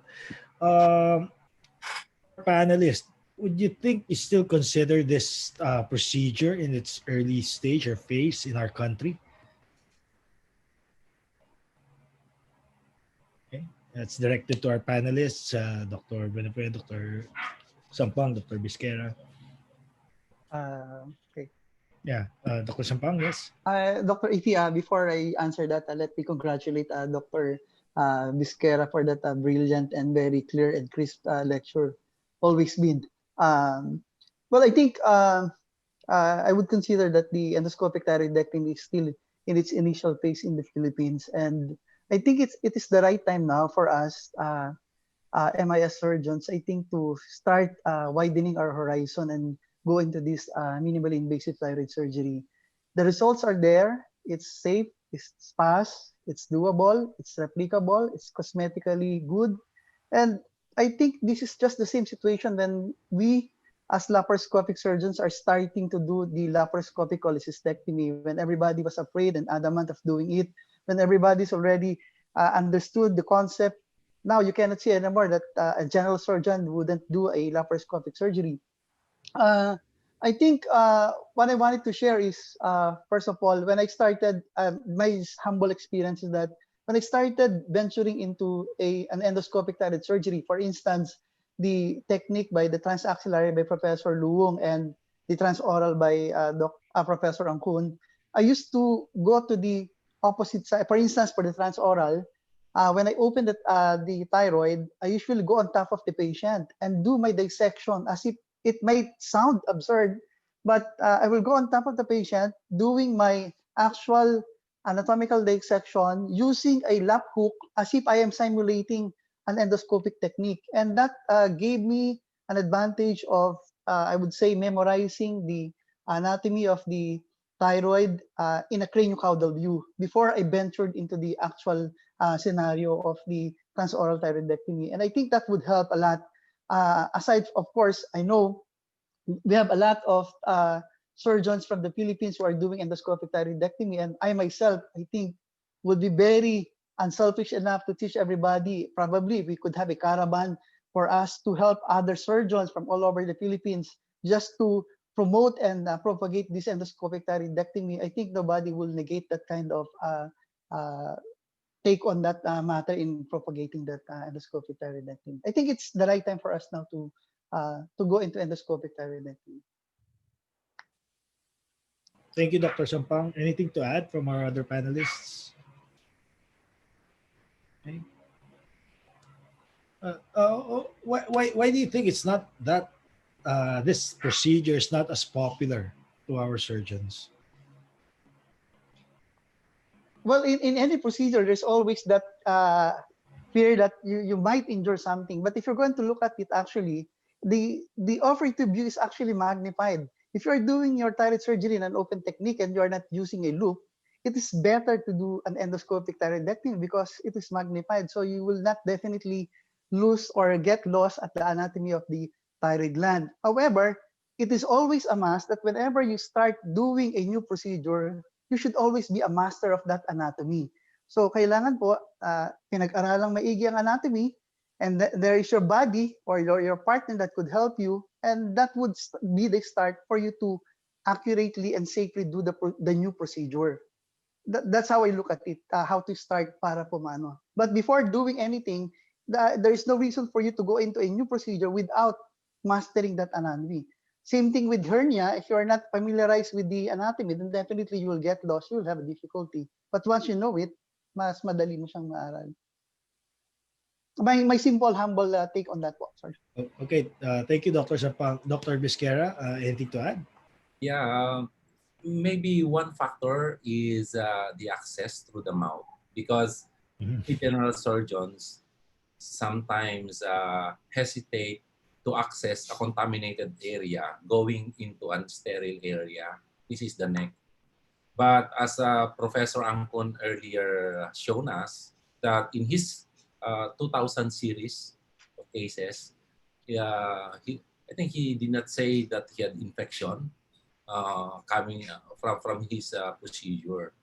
So that maybe once we have already hurdled or overcome our hesitancy to access through the mouth, and got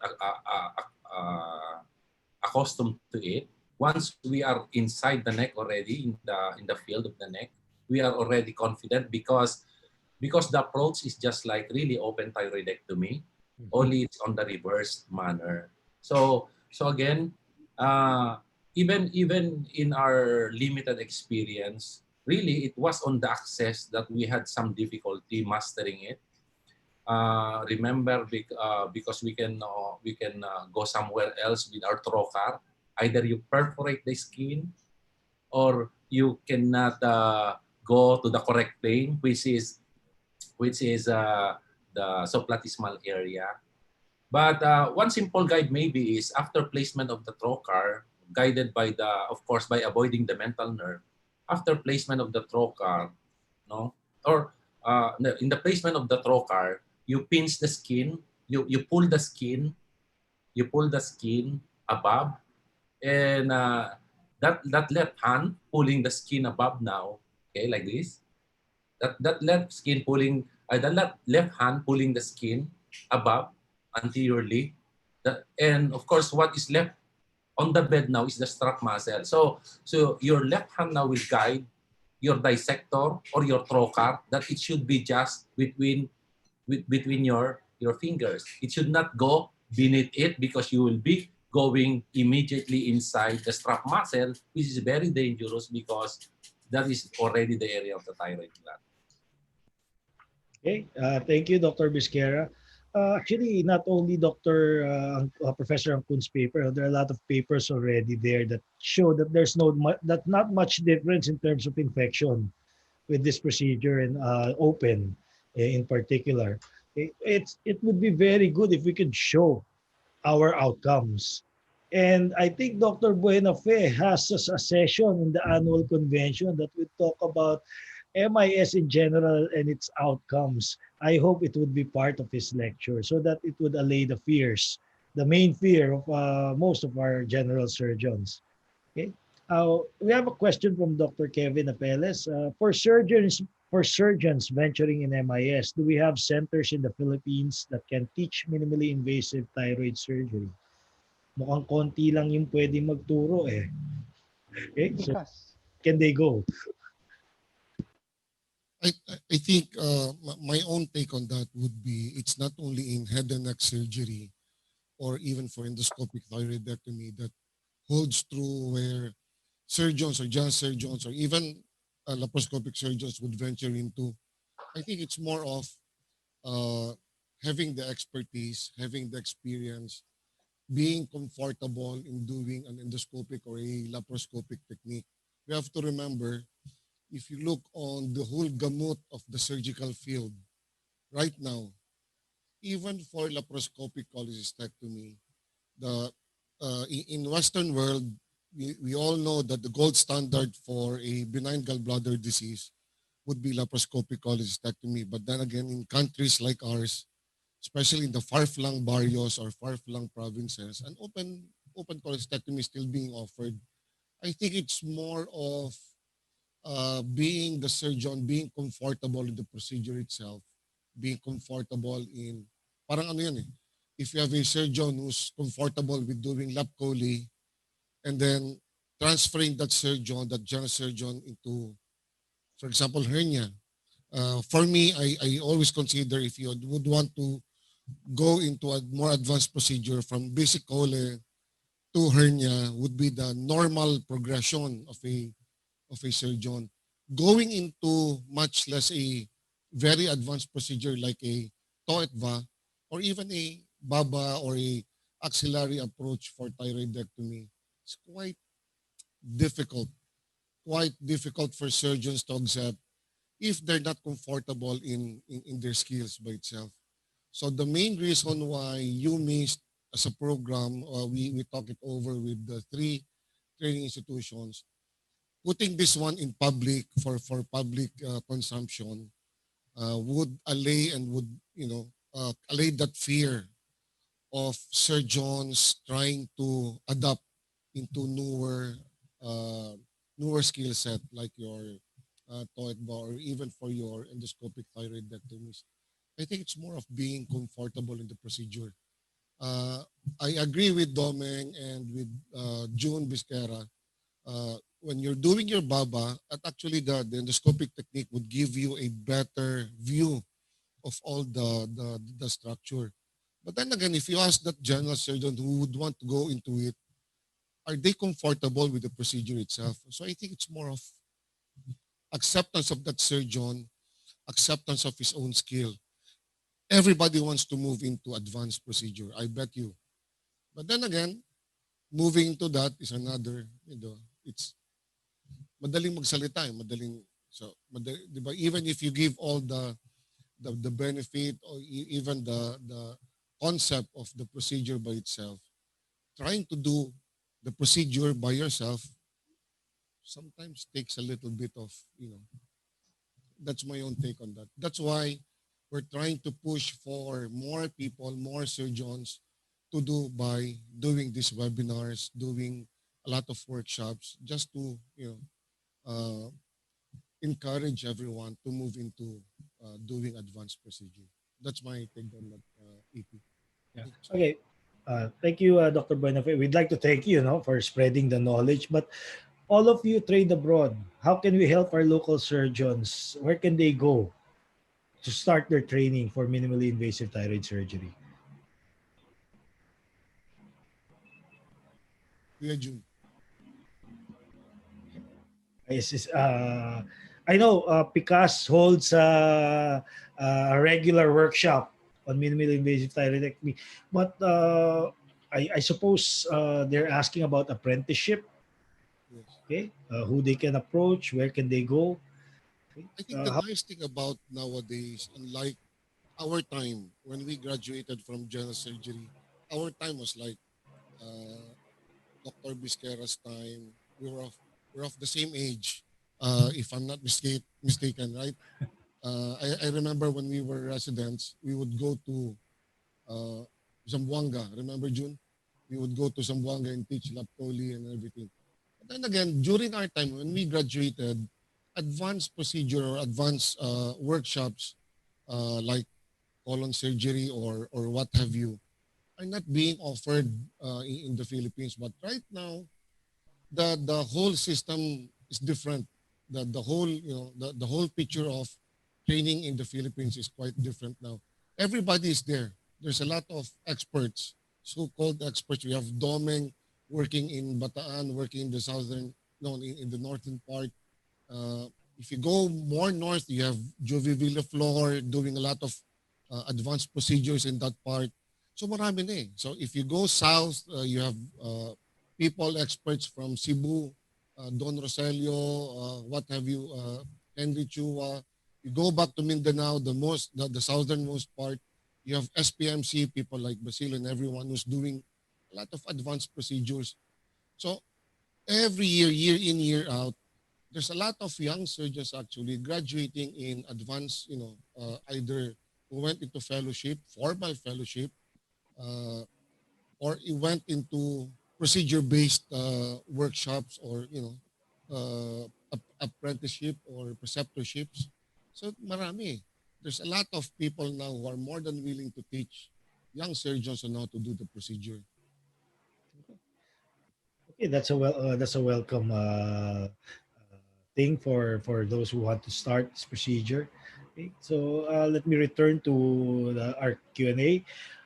Dr. Ravel Bartolome has actually a technical question.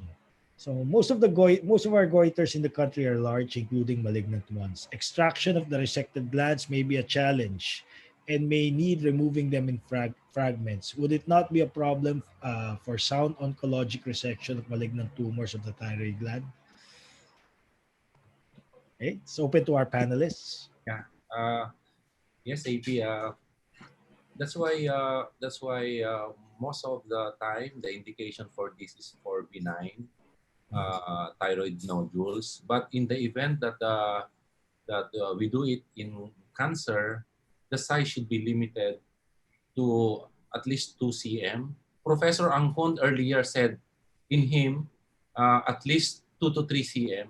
But our experience is we limited it to maybe roughly between 2 to 3 cm also. Because the limiting factor here is really the extraction.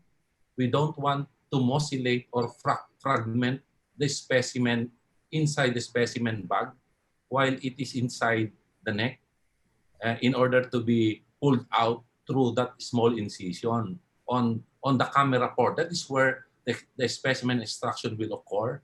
And remember, the length of the camera port is only 1 cm. And during extraction, you can extend that 1 cm to at least 1.5 and maximum maybe 2 cm.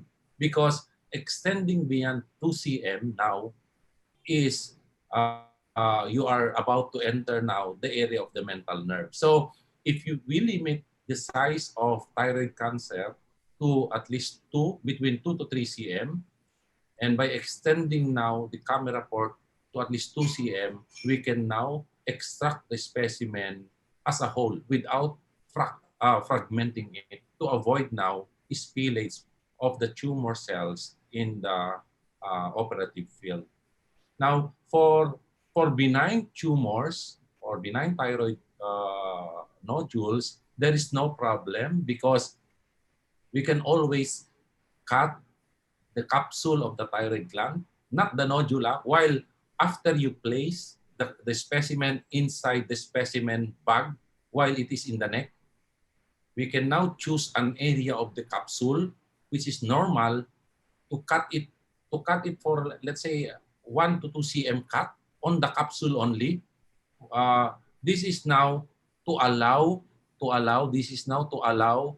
the gland to pop out when you compress the specimen bag from the outside, no, utilizing your digit. When you compress it, the thyroid gland that is normal will pop out, and what remains now will be the specimen that is soft, and it can be now fashioned in an elongated manner, the specimen inside the bag, so that if it is now in an elongated manner, you can now utilize the push and pull technique. You push from the neck externally and then pull it through the mouth like that. So that is no problem for benign tumors because, as I've said, we can fragment the specimen. But for thyroid cancer, we should be very selective in terms of the size. Okay, so I guess the indications are very clear. Probably the reason why you can't perform a neck dissection also. The neck dissection, because all the trocars are located in the oral vestibule in just a very confined area, so that neck dissection now, the access to the higher level of the neck, the level 2 part, will be limited because your trocar cannot access that area. Now, you maybe in such event, you can now combine your transoral with either chest approach or transaxillary approach just to access now the other levels of the neck. But for central compartment neck dissection, there should be no problem because the extent of dissection is just between the two common carotid bilaterally, which is very well accessible through the transoral route. I just would like to add on Dr. Bisquera's point. We have to remember that TOETVA is just one of the options in doing your endoscopic thyroidectomy. So it's always limited on the size of the tumor or on the size of that thyroid gland. Primarily because of in endoscopic thyroidectomy, you're limited to that incision at the vestibular area. So if you have a bigger thyroid gland or a bigger tumor, I would go for an axillary approach where you can extend actually that axillary incision if you have a bigger tumor. So the only reason why I think the team of the head and neck surgery for UMIST, like Dr. Bisquera, Dr. A.P. De Jos, when they came up with this program is to come up first with TOETVA, just to have because a lot of surgeons are actually quite interested in doing your TOETVA. So if you look on the program that they've done for the thyroid program for this month, for the next 3 weeks, we'll be touching on the other endoscopic approaches for thyroid diseases. Until on the last portion, I think you've designed it as a how I do it procedures, right? So we promise you we'll keep you interested in the next coming few weeks. Okay. Thank you, Dr. Benafi, for giving us a preview of the upcoming sessions on this thyroid lecture series. Okay. There are no more questions in the Q&A and chat box. I probably would return the floor to Dr. Buenafe for closing remarks. Thank you very much, everybody. Thank you to all our speakers and our panelists. Thank you, Dr. AP, for a very nice session. Today, we would like, of course, to thank Dr. Bisquera, the head of our head and neck section, for coming up with a very good program. So I really like to commend the head and neck section of the Rizal Medical and the UMIST program for putting up this program. I would like to thank, of course, the Dr. Domingo Sampan for joining us, one of the TOETVA experts who actually went to Ankun's center. I think there's one question, Kuya AP, from Dr. Robert Amado. Let's just try to... Last question. Okay, so let's try to ask Dr. Fontano to answer this first. What is the usual indication for surgery for a 2 cm or less benign tumor? Mike, can you answer that question? Hello po. Usual indication for surgery for a 2 cm or less benign tumor. So if the patient would want a minimally invasive surgery and if the surgeon is comfortable in doing the procedure and if the hospital is capable of doing this types of procedure, then we can offer TOETVA procedure. However, if the surgeon would not be comfortable in doing these types of procedure, then probably we can just do an open approach by doing one-sided lobectomy. I think the question is more on, is it necessary to perform surgery for these types of tumors, benign, 2 cms or less? That's why I directed the question to you, Mike. Yes, sir. Sir, in a benign tumor by FNAB, what I usually do is to recheck or review the ultrasound findings. If the ultrasound picture is most likely to be benign, then I will not go into surgery for this small lesions. But if the ultrasound feature would be more suspected of a malignant picture, but a benign FNAB result, probably I will just do the rebiopsy. probably an ultrasound guided one. Okay, do our panelists agree with the indication of Dr. Montano? Uh, Anything there? yeah, AP.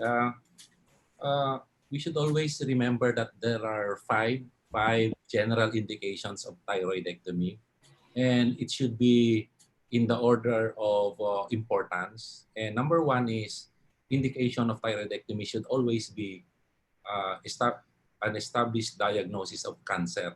Okay, that's number one. And then number two, when there is clinically suspicious thyroid cancer, that means to say your FNAB is benign, but your PE is saying you otherwise. So you become suspicious. And the only thing to settle it now is to do a lobectomy or a total thyroidectomy and do a histopathology. And then the third indication is as effective management of Graves' disease or diffuse toxic goiter. So that's the third indication. And then fourth indication now is for surgical management of benign tumors or benign thyroid nodules with pressure symptoms. So it must be qualified with pressure symptoms such as pressuring the recurrent laryngeal nerve, causing hoarseness, pressuring now the trachea, difficulty breathing, or even the esophagus, dysphagia. And then the fifth indication is cosmesis. So going back now to the scenario of having a 2 cm, we are very sure that it is a benign nodule, no pressure symptoms at all. There is a room for observation to prevent now the patient from the unnecessary risk of thyroidectomy. So that if you choose now the observation, this is the time now that we go for serial monitoring or utilizing your physical examination and your ultrasound. The moment that you become suspicious because there is growth, you either redo your FNAB or again, if your FNAB is inconclusive and you still become suspicious, then you go back to the indication number 2, which is suspicious for malignancy. Therefore, it requires now a thyroidectomy. Most commonly for benign nodules, the reason is number 5. Do you agree, Dr. Bisquera? Yeah, and sometimes nowadays there are some employers that even if there are no pressure symptoms and even the patient is not bothered by it, no cosmesis, but for employment purposes, sometimes we are the patient wanted it to be removed. So maybe that's the sixth indication, which as surgeons we don't want really to have, no, because it is the risk now becomes even higher for unnecessary complications of thyroidectomy. Yeah. Considering that the most common indication is cosmesis, I mean, this procedure that was just discussed is very appropriate because majority of patients developing thyroid nodules are female.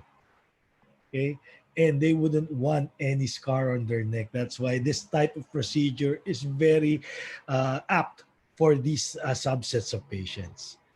Okay, so again, thank you very much, Dr. Buenafe. Thank you, Kuya AP. Thank you, Kuya June.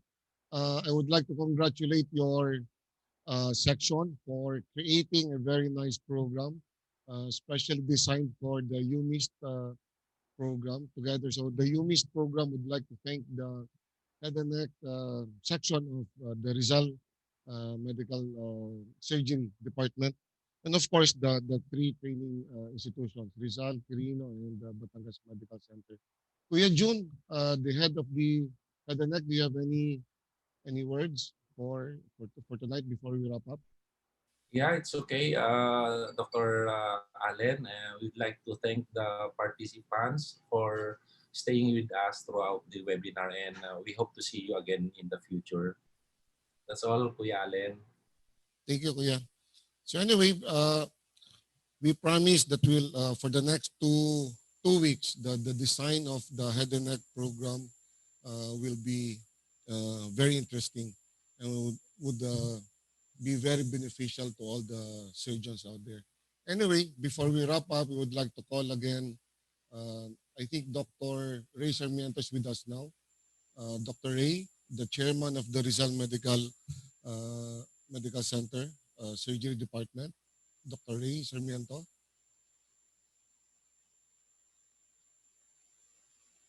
Is Kuya Ray in, Dr. Sarmiento?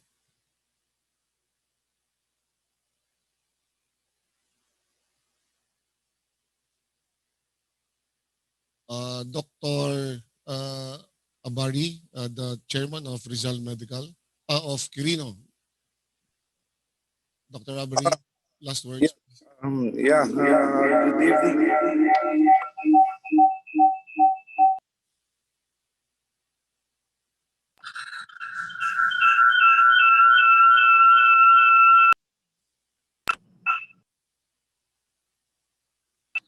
Hello. Yeah. So, sorry for the. Pa-mute sir ng isa pang ano. Yeah. Okay. No. Sorry. Hello. So yeah, good evening and thank you again. It's really a good lecture and you're right. Not only with the um, laparoscopic thyroidectomy that we would learn from it, that those even doing the open surgery would benefit from it. So yeah, it's so right that it's being the thyroid month being declared by DOH. So with that, thank you very much to our panelists, to our guest speaker, and to Professor Yang Kun. So thank you so much, Aden. Thank you, sir. Thank you, Dr. Abari. Dr. Palines, the chairman of the Batangas Medical Center. Yeah. Thank you, June, AP, and Dr. Sampang for sharing your expertise. See you again in our next UMIST Thyroid lecture series. Salamat. Thank you. So anyway, again, we would like to wrap up this afternoon session.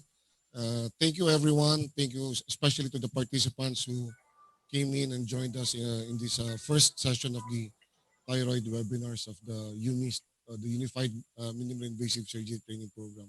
Maraming salamat po at good night. Thank you. Thank you po. Kuya June, thank you. po. To EP. Thank you. Kuya Domeng, salamat. Ay, thank you po. Thank you. Boss, Thank you. salamat po. Sir, Dr. Alex, salamat po. Doc June, Doc AP, thank you. Kuya Allen. Thank you. Bye-bye. Salamat, Domeng. Salamat. Salamat po. Bye-bye. Bye-bye. Bye-bye. Kuya EP, salamat. Thank you. It's a wrap.